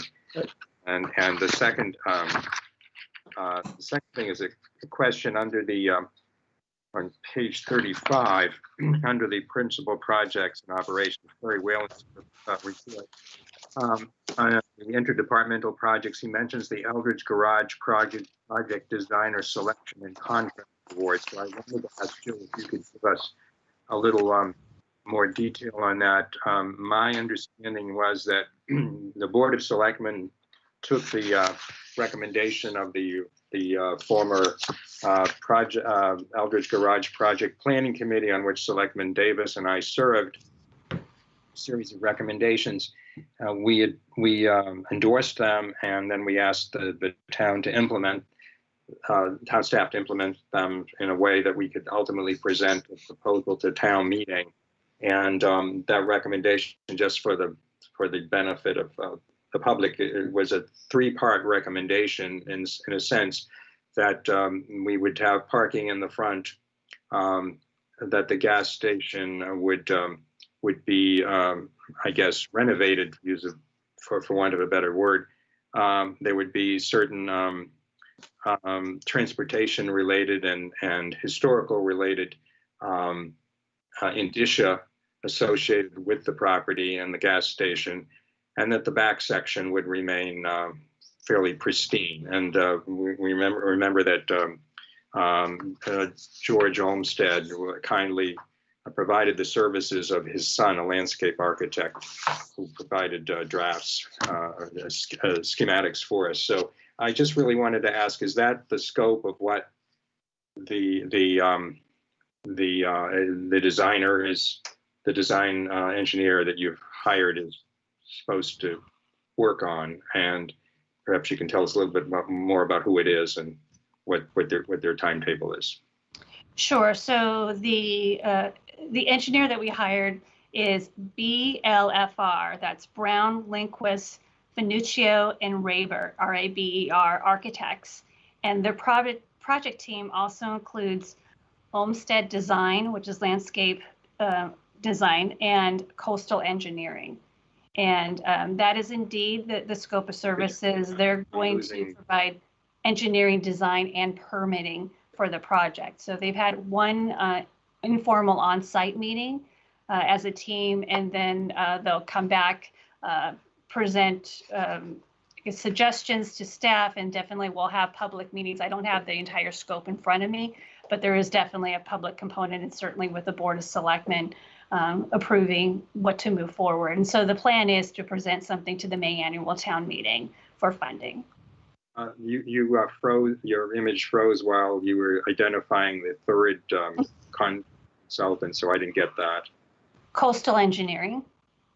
Okay, now is there, I guess what I wanted to inquire about was, is there charge to carry it, to come up with a design plan for the proposal the plan as was recommended by the committee and adopted by the Board of Selectmen, with those three components to it that I mentioned? Or are they supposed to come up with something different or broader than that? So, Madam Chair, Katie's the project lead, and her hand just popped up. If you wouldn't mind recognizing her. Sure. Katie? Sure. Thank you, Madam Chair. So yes, to answer Dean's question, the recommendations that were provided to the Board of Selectmen were part of the RFP. And so, again, as the project lead, we will be working with the team to make sure that those components are brought forth to the Board of Selectmen. Are we going beyond those components? There's no intention to do so at this point in time. I believe, though, just one clarification was that the first idea is to see whether or not the existing building can be reused. And, other than that, there may be some additional changes that need to be made in that regard, depending on what's found, for the building to be utilized. But no, the recommendations came as they were presented to the Board of Selectmen. They were presented in the RFP. Okay, thank you very much. And I'm glad to see this is going forward. I know it got delayed because of budgetary reasons and then COVID, everything else, but I'm excited that we're going forward with this. Thank you. Yeah. Good. Corey, questions for Jill? Oh, just one question. I meant to bring this up ahead of time. At some point, maybe could we just get some verification on the numbers for the transfer station? Just quickly looking on page 44, the recycling in August of 2019 versus 2020 shows a 84% decrease, which if that's the case, that's a huge number to change. But when you drop that down to the trash, August 2020 to August 2019 comparison, the numbers say a 5.29% increase, but I'm not sure if that's accurate with these particular numbers. So if we could just get an update if there was a number carried over or something, it doesn't quite balance out a little bit. So if we just get some verification on what happened in August, that would be wonderful. It looks like Dr. Duncanson has his hand up. Bob? Yeah, I can't speak to the specific numbers Corey's talking about, but one thing to keep in mind is we had a substantial increase in the price of recycling stickers. We went from 5 to 35, and we saw about a 50% drop in recycling sticker sales, which then translated into less recycling material. So just something to keep in mind as well. Thank you. Oh, thank you. Thanks, that's interesting. Yeah. Anybody else have questions for Jill? Seeing none, Jill, thank you very much. Thank you. Okay. Our last order of business tonight is public comments. We'll accept public comments. Either raise your hand or verbally speak out your name. I'm not hearing any requests for any further public comments at this time, so I will take a motion to adjourn the meeting. Motion to adjourn. Peter. Oh, that was like, that was a chorus, but the second came through just fine. All right, that's a second, so I'll take a roll. Jeff? Aye. Dean? Aye. Peter? Aye. Corey? Aye. And chair says aye. All right. Well, thank you, everyone. Thank you this evening. Good discussions. Great new information coming through. Thank you to the staff that prepared and presented tonight. Thank you, Channel 18 and tech crew, IT crew. Have a good evening. Yeah, good night.